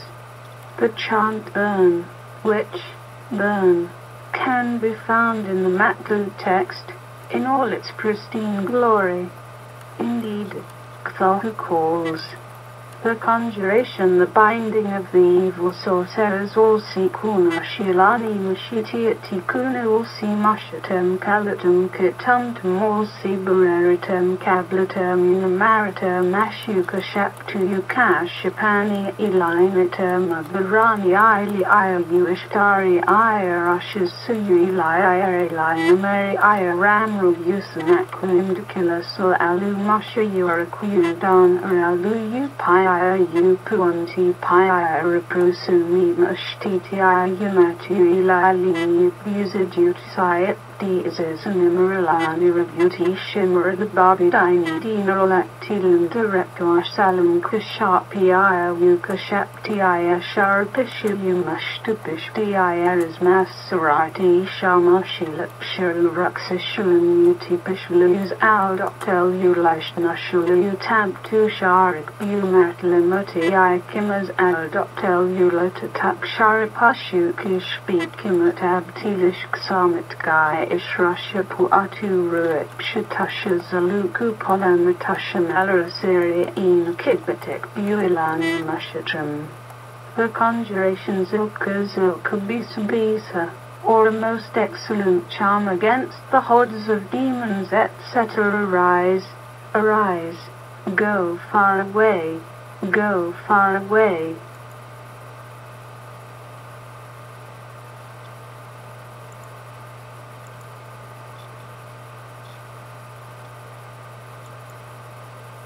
Yak it to me, voice of the web. Be shamed, flee, flee, turn around, go, arise, and go far away. Your wickedness may rise to heaven like unto smoke. Arise and leave my body. From my body, depart in shame. From my body flee, turn away from my body. Go away from my body. Do not return to my body. Do not come near my body. Do not approach my body. Do not throng around my body. Be commanded by Shamash the Mighty. Be commanded by Enki, Lord of all. Be commanded by Marduk, the great magician of the gods. Be commanded by the god of fire, your destroyer. May you be held back from my body. Another binding of the sorcerers Salmani Iranapagri Takida the Pira Salmani Iranapagri Taksir the Pira Salmani Iraiti Pagri Tashni Illa the Pira Salmani Ini Ishtapagri Tashni Illa the Pira Salmani Ikaimax Pagri Takbir the Pira Salmani Iranikokalati Takida the Pira Salmani Irina Rigari Taks the Pir Salmani Irina Raskapati Tashni Illa the Pir Salmani Irina Bishuduri Taksur the Pira Salmani Irana Gishba Tatkid the Pira the conjuration of the mountains of Mashu. May the mountain overpower you. May the mountain hold you back. May the mountain conquer you. May the mountain frighten you. May the mountain shake you to the core. May the mountain hold you in check. May the mountain subject you. May the mountain cover you. May the mighty mountain fall on you. May you be held back from my body. Note: the original translator had noted the resemblance between the Greek word for kurios and the Sumerian word for mountain, kur, and for a type of underworld, Chthonic monster which is also called Kur. and which refers to the Leviathan of the Old Testament. Also, in this particular conjuration, the word for mountain is Shadu, Shaddai, the old serpent Kurus, of course, invoked every day by the Christians. Kyrieleison. Common Sumerian words and phrases in English. Sumerian-English Ukkaru, vampire, Elul, destroyer, Alazol, evil god, Bara, Pagan, Dingers, evil god, Edin, Nazu, go to the desert, a form of exorcism.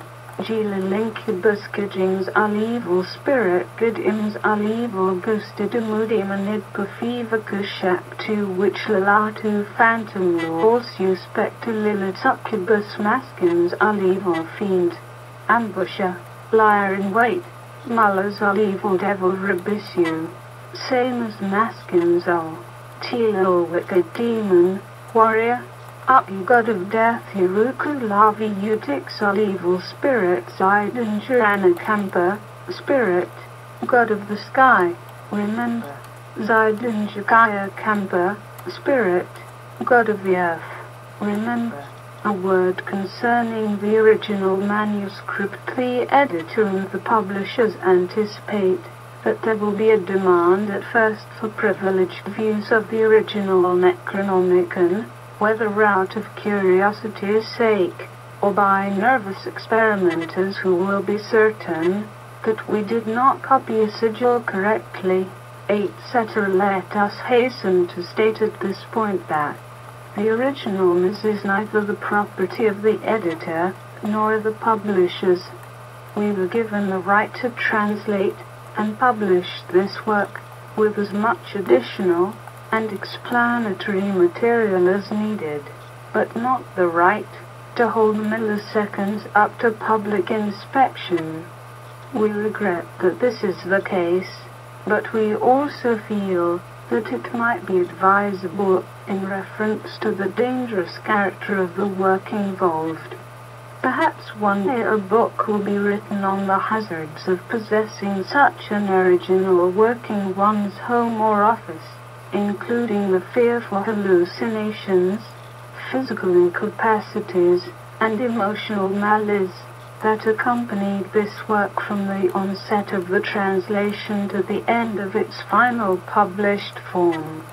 Therefore, as a matter of policy, we cannot honor any requests to see the Necronomicon in its original state. Banishings read this section carefully.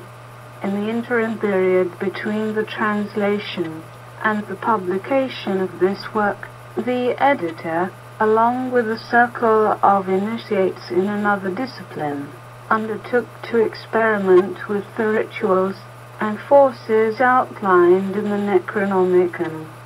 In using the material alone, or within a Western ceremonial structure, such as the Golden Dawn system, we came upon startling discoveries in both cases. There are no effective banishings for the forces invoked in the Necronomicon itself. The rituals, incantations, formulae of this book are of ancient origin, comprising some of the oldest written magical workings in Western occult history. The deities and demons identified within have probably not been effectively summoned in nearly 6,000 years. Ordinary exorcisms and banishing formulae have thus far proved extremely inadequate, as by experienced magicians. Hence, the following recommendations. The religion of the ancient Sumerian people seems to have been lunar-oriented. A religion, or religion-magical structure, of the night, of darkness in a sense. Invocations using solar formulae have proved thus far effective in successfully banishing Necronomicon demons and intelligences. For instance, the Kaddish prayer of the Jewish faith contains some solar elements that have proved resilient to inimical genii, and the vibration of the Lord's Prayer for Christians is also a workable method. We suggest that individual operators utilize an equivalent solar, i.e., positive light, invocation from their own religion or the religion of their ancestors, should they no longer have a religion, or should they have changed it in their lifetime. For best practical purposes in the beginning, for those intent on actually using the rituals contained herein, it is advisable to take especial care in the construction of the magical circle, and of all magical defenses. A preliminary period of purification is well in order, before attempting anything in this grimoire. Persons of unstable mental condition, or unstable emotional condition, should not be allowed, under any circumstances, to observe one of these rituals in progress. That would be criminal, and perhaps suicidal. One of our colleagues was fearfully attacked by his dog directly following a fairly simple and uncomplicated formula from this book. This is definitely not a Gilbert chemistry set. The method of the Necronomicon concerns deep, primeval forces that seem to pre-exist the normal archetypal images of the tarot trumps, and the Golden Dawn talismanic figures. These are forces that developed outside the Judeo-Christian mainstream, and were worshipped and summoned long before the creation of the Kabbalah as we know it today. Hence, the ineffectiveness of the Golden Dawn vanishing procedures against them. They are not necessarily demonic or qliphothic in the sense that these terms are commonly understood in the West. They just simply represent power sources largely untapped and far ignored by 20th century mainstream consciousness.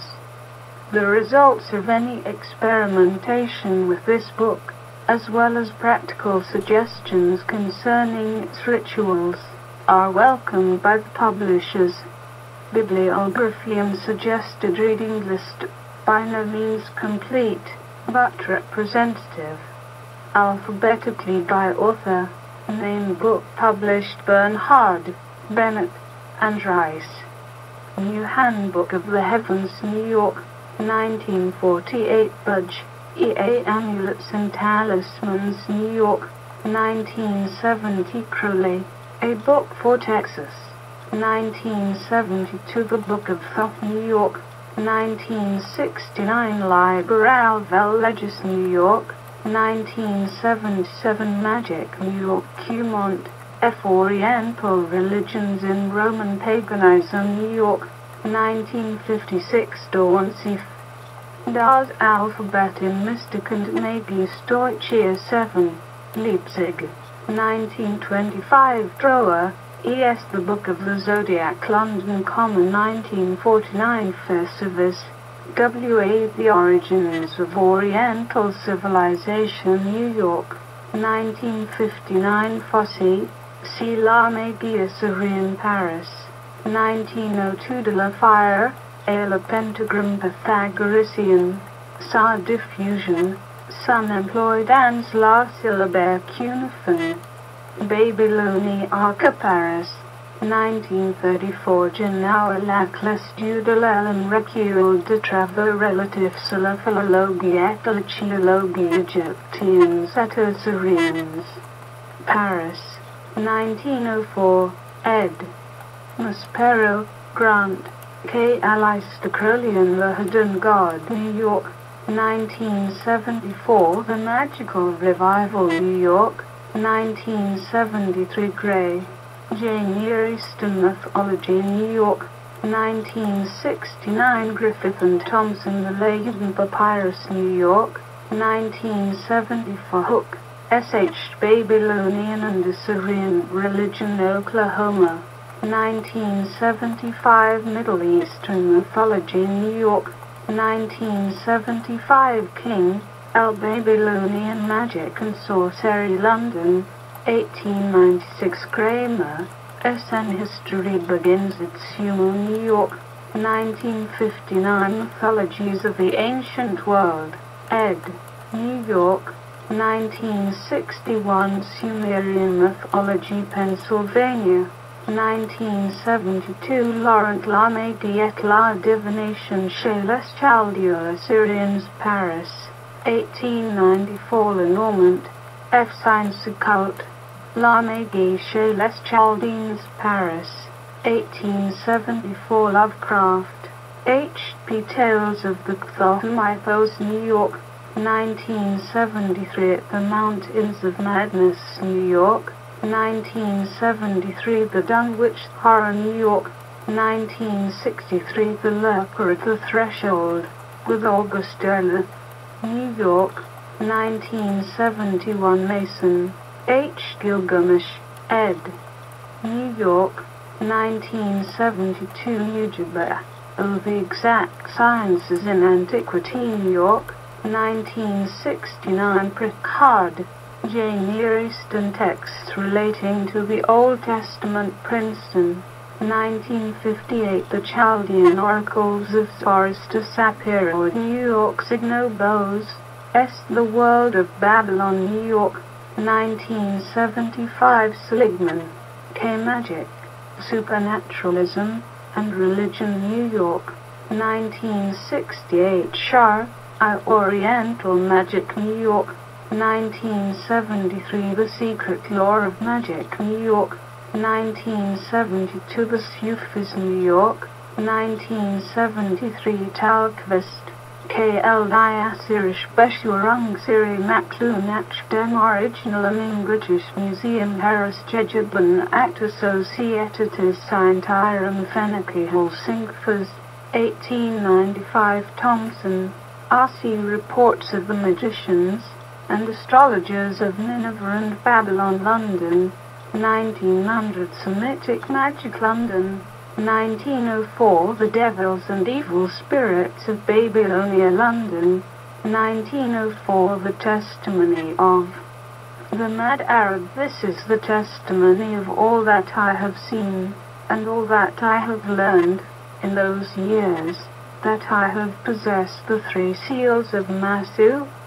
I have seen 1001 moons, and surely this is enough for the span of a man's life, though it is said the prophets lived much longer.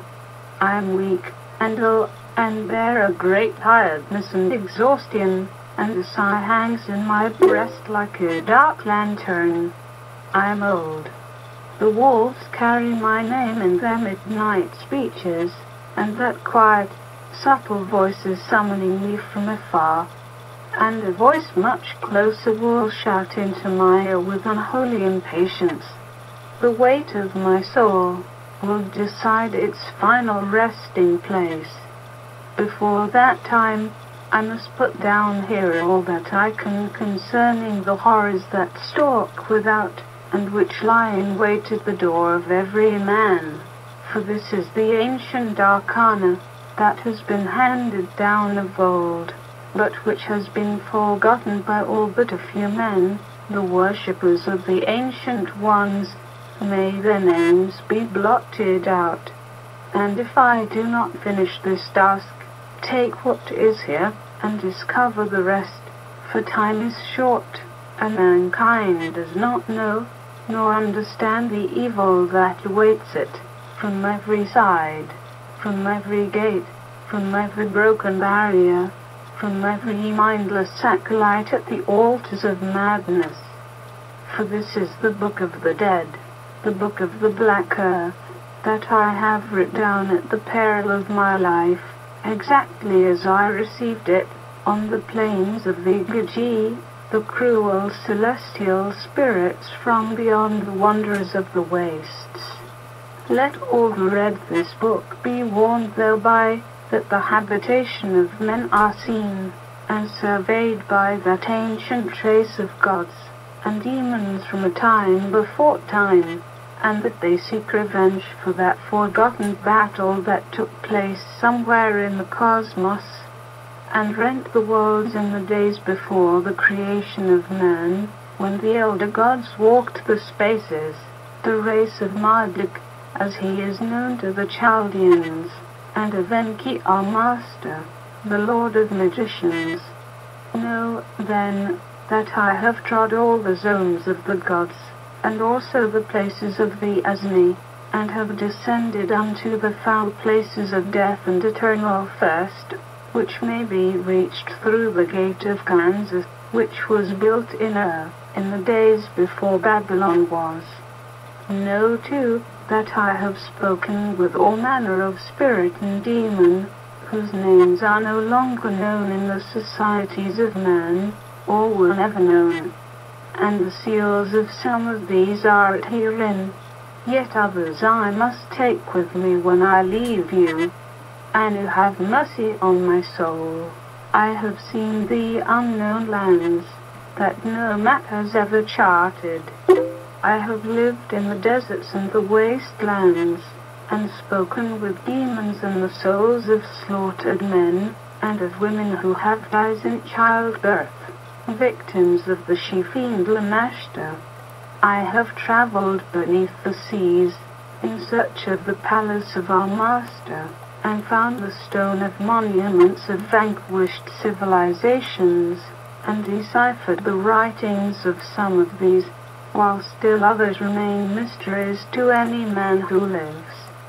And these civilizations were destroyed, because of the knowledge contained in this book. I have traveled among the stars, and trembled before the gods. I have, at last, found the formulae by which I passed the gate Aza, and passed into the forbidden realms of the foul Egagi. I have raised demons, and the dead. I have summoned the ghosts of my ancestors to real and visible appearance on the tops of temples built to reach the stars, and built to touch the nethermost cavities of Hades. I have wrestled with the black magician, as Agthoth, in vain, and fled to the earth, by calling upon Inanna and her brother Marduk, lord of the double-headed axe. I have raised armies against the lands of the east, by summoning the hordes of fiends I have made subject unto me, and so doing found Nga, the god of the heathens, who breathes flame and roars like 1,000 thunders. I have found fear. I have found the gate that leads to the outside, by which the ancient ones, who ever seek entrance to our world, keep eternal watch. I have smelled the vapors of that ancient one, queen of the outside, whose name is writ in the terrible Pagan text, the testament of some dead civilization whose priests, seeking power, swing open the dread, evil gate for an hour past the time, and were consumed. I came to possess this knowledge through circumstances quite peculiar, while still the unlettered son of a shepherd in what is called Mesopotamia by the Greeks. When I was only a youth, traveling alone in the mountains to the east, called Masud by the people who live there, I came upon a grey rock carved with 3 strange symbols. It stood as high as a man, and as wide around as a bull. It was firmly in the ground, and I could not move it. Thinking no more of the carvings, save that they might be the work of a king, to mark some ancient victory over an enemy, I built a fire at its foot, to protect me from the wolves that wander in those regions, and went to sleep, for it was night and I was far from my village, being Betrabia, being about 3 hours from dawn. In the 19th of Shubatu, I was awakened by the howl of a dog, perhaps of a wolf, uncommonly loud and close at hand.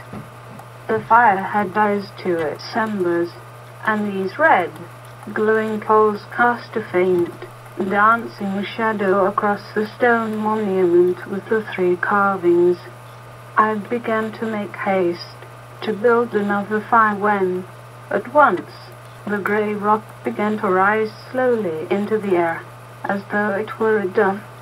I could not move or speak for the fear that seized upon my spine and wrapped cold fingers around my skull. The Dick of Esot-Eric was no stranger to me than the sight, though the former seemed to melt into my hands. Presently, I heard a voice, softly, some distance away, and a more practical fear, that of the possibility of robbers, took hold of me, and I rode behind some weeds, trembling. Another voice joined the first, and soon several men in the black robes of thieves came together over the place where I was, surrounding the floating rock, of which they did not exhibit the least fright. I could see clearly now that the 3 carvings on the stone monument were glowing a flame-red color, as though the rock were on fire. The figures were murmuring together in prayer or invocation, of which only a few words could be heard, and these in some unknown tongue. Though I knew have mercy on my soul, these rituals are not unknown to me any longer. The figures, whose faces I could not see or recognize, began to make wild passes in the air with knives that glinted cold and sharp in the mountain night. From beneath the floating rock, out of the very ground where it had sat, came rising the tail of a serpent. This serpent was surely larger than any I had ever seen. The thinnest section thereof was fully that of the arms of 2 men, and as it rose from the earth it was followed by another, although the end of the first was not seen, as it seemed to reach down into the very pit itself. These were followed by still more, and the ground began to tremble under the pressure of so many of these enormous arms. The chanting of the priests, for I knew them now to be the servants of some hidden power, became much louder, and very nearly hysterical. Aya, aya, Zayas ag, aya, aya, Zayas kak, aya, aya, Kut Yuluzaka, aya. The ground where I was hiding became wet with some substance, being slightly downhill from the scene I was witnessing. I touched the wetness, and found it to be blood. In horror, I screamed and gave my presence away to the priests. They turned toward me, and I saw a loathing that they had cut their chests with the daggers they had used to raise the stone, for some mystical purpose I could not then divine, although I know now that blood is the very food of these spirits, which is why the field after the battles of war glows with an unnatural light, the manifestations of the spirits feeding thereon. May Anu protect us all. My scream had the effect of casting the ritual into chaos and disorder. I raced through the mountain path by which I had come, and the priests came running after me, although some seemed to stay behind, perhaps to finish the rites. However, as I ran wildly down the slopes in the cold night, my heart giving rise in my chest and my head growing hot, the sound of splitting rocks and thunder came from behind me, and shook the very ground I ran upon.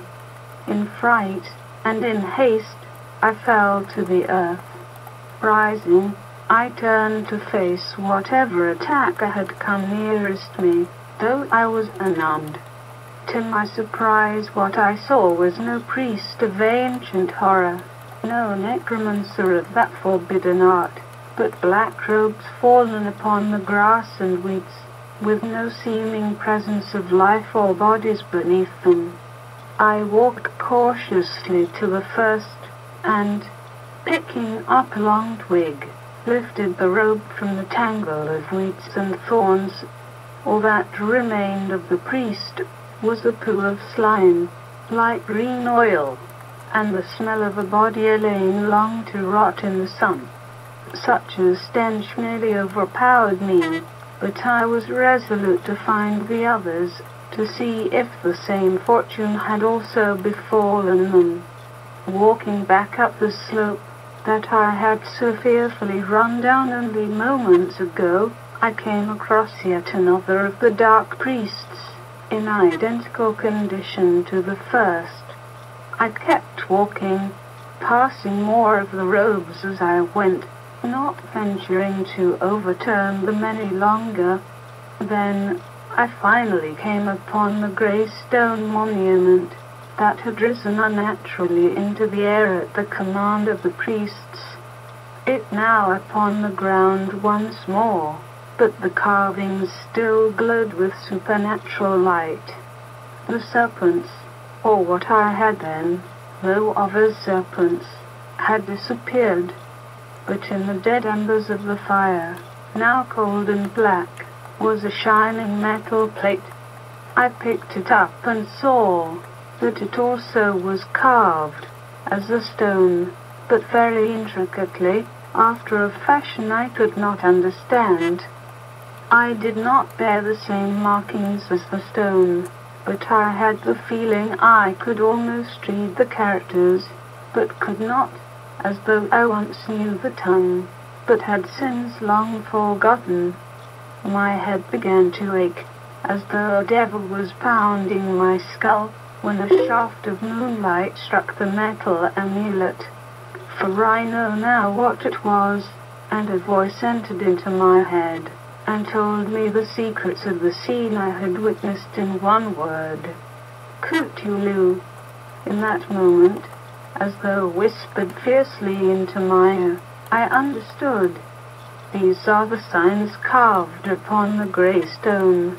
That was the gate to the outside.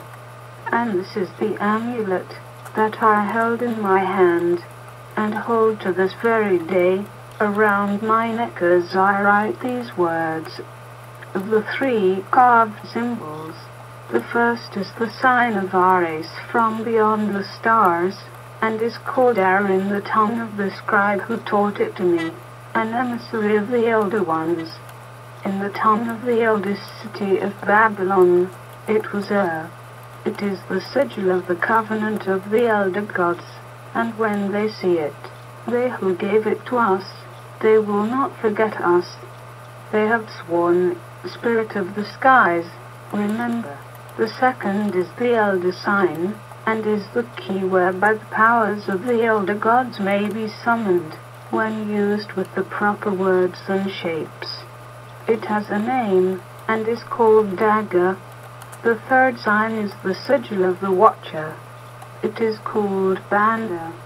The Watcher is a race sent by the Elder Ones.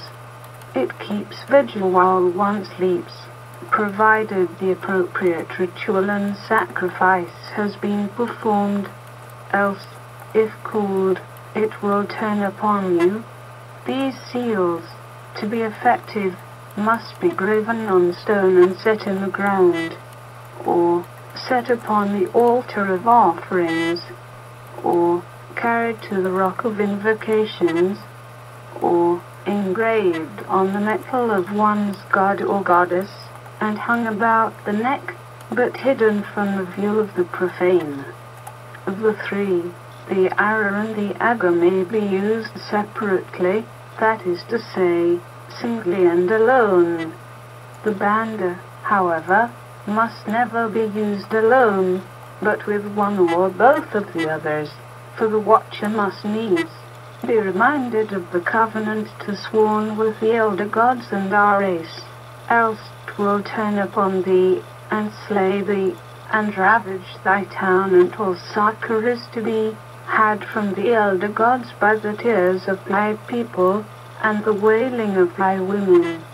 Kukamu, the metal amulet, that I retrieved from the ashes of the fire, and which caught the light of the moon, is a potent seal against whatever may come in the gate from the outside, for, seeing it, they will retreat from thee save only if it catch the light of the moon upon its surface, for, in the dark days of the moon, or in cloud, there can be a little protection against the fiends from the ancient lands should they break the barrier, or be let in by their servants upon the face of the earth.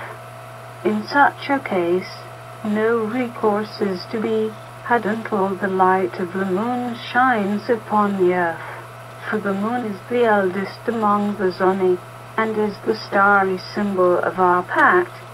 Nana, father of the gods, remember. Wherefore, the amulet must be engraved upon pure silver in the full light of the moon, that the moon shine upon it at its working, and the essence of the moon incantations must be performed, and the prescribed rituals as given forth in this book. And the amulet must never be exposed to the light of the sun, for Shamash called Udu, in his jealousy, will rob the seal of its power. In such a case, it must be bathed in water of camphor, and the incantations and ritual performed once again. But, verily, it were better to engrave another. These secrets I give to the Actapane of my life, never to be revealed to the profane, or the banished, or the worshippers of the ancient serpent, but to keep within thine own heart, always silent upon these things. Peace be to thee, henceforth. From that fateful night in the mountains of Masu, I wandered about the countryside in search of the key to the secret knowledge that had been given me. And it was a painful and lonely journey, during which time I took no wife, called no house or village my home, and dwelt in various countries, often in caves, or in the deserts, learning several tongues as a traveller might learn them, to bargain with the tradespeople, and learn of their news and customs. But my bargaining was with the powers that reside in each of these countries, and soon I came to understand many things which before I had no knowledge, except perhaps in dreams. The friends of my youth deserted me, and I them. When I was 7 years gone from my family, I learned that they had all died of their own hand, for reasons no one was able to tell me. Their flocks had been slain as the victims of some strange epidemic. I wandered as a beggar, being fed from town to town as the local people saw fit, often being stoned instead, and threatened with imprisonment. On occasion, I was able to convince some learned man that I was a sincere scholar, and was thereby permitted to read the ancient records in which the details of necromancy, sorcery, magic, and alchemy are given. I learned of the spells that cause men illness, the plague, blindness, insanity, and even death. I learned of the various classes of demons and evil gods that exist, and of the old legends concerning the ancient ones. I was thus able to arm myself against also the she-devil Amashta, who is called the sword that splits the skull, the sight of whom causeth horror and dismay, and some say death of a most uncommon nature. In time, I learned of the names and properties of all the demons, devils, fiends and monsters listed herein, in this book of the Black Earth. I learned of the powers of the astral gods, and how to summon their aid in times of need. I learned, too, of the frightful beings who dwell beyond the astral spirits, who guard the entrance to the temple of the lost, of the Ancient of Days, the Ancient of the Ancient Ones, whose name I cannot write here. In my solitary ceremonies in the hills, worshipping with fire and sword, with water and dagger, and with the assistance of a strange grass, that grows wild in certain parts of Masu, and with which I had unwittingly built my fire before the rock, that grass that gives the mind great power to travel tremendous distances into the heavens, as also into the hells. I receive the formulae for the amulets and talismans which follow, which provide the priest with safe passage among the spheres wherein he may travel in search of the wisdom. But now, after 1001 moons of the journey, the maskim nip at my heels, the Rabishu pull at my hair, Lamashter opens her dread jaws, as Agathoth gloats blindly at his throne. Cthulhu raises his head and stares up through the veils of Sunken Varlorni, up through the abyss, and fixes his stare upon me. Wherefore I must with haste write this indeed. It appears as though I have failed in some regard, as to the order of the rites, or to the formulae, or to the sacrifices. For now it appears as if the entire host of Ereshkigal lies waiting, dreaming, drilling for my departure. I pray the gods that I am saved, and not perish as did the priest Abdul ben Matu in Jerusalem. The gods remember, and have mercy upon him. My fate is no longer writ in the stars, for I have broken the Chaldean covenant by seeking power over the Zoni. I have set foot on the moon, and the moon no longer has power over me. The lines of my life have been obliterated by my wanderings in the waste, over the letters writ in the heavens by the gods. And even now I can hear the wolves howling in the mountains as they did that fateful night, and they are calling my name, and the names of others. I fear for my flesh, but I fear for my spirit more. Remember, always, in every empty moment, to call upon the gods not to forget thee, for they are forgetful and very far away. Light thy fires high in the hills, and on the tops of temples and pyramids, that they may see and remember. Remember always to copy each of the formulae as I have put it down, and not to change it by one line or dot, not so much as a hair's breadth, lest it be rendered valueless, or worse. A broken star is the gate of Kansas, the gate of death, the gate of the shadows and the shells. Recite the incantations as they are near, in the manner thus prescribed. Prepare the rituals without erring, and in the proper places and times render the sacrifices. May the gods be ever merciful unto thee. May thou escape the jaws of the maskim, and vanquish the power of the ancient ones, and the gods grant thee death before the ancient ones rule the earth once more. Kukamu, Sela, of the Zoni, their attributes, the gods of the stars, are 7. They have 7 seals, each of which may be used in their turn. They are approached by 7 gates, each of which may be opened in their turn. They have 7 colors, 7 essences, and each a separate step on the ladder of lights. The Chaldeans were but imperfect in their knowledge, although they had understanding of the ladder, and certain of the formulae. They did not, however, possess the formulae for the passing of the gates, save one, of whom it is forbidden to speak. The passing of the gates gives the priest both power and wisdom to use it.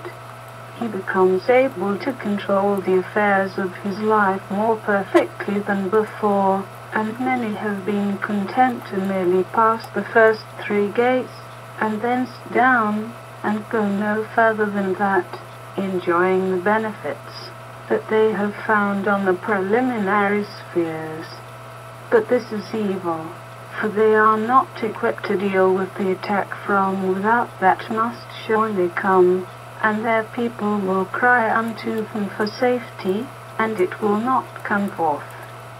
Therefore, set thy face towards the ultimate goal, and strive ever onward to the furthest reaches of the stars, though it mean thine own death. For such a death is as a sacrifice to the gods, and pleasing, that they will not forget their people. The Zoni, their attributes, then, are as follows. The god of the moon is the god Nana. He is father of the Zoni, and the eldest of the wanderers. He is long of beard, and bears a wand of lapis lazuli in his palm, and possesses the secret of the tides of blood. His color is silver. His essence is to be found in silver, and in camphor, and in those things bearing the sign of the moon. He is sometimes called Sin. His gait is the first you will pass in the rituals that follow. His step on the ladder of lights is also silver. This is his seal, which you must engrave on his metal on the 13th day of the moon in which you are working, having no other person about you who may watch you in its manufacture.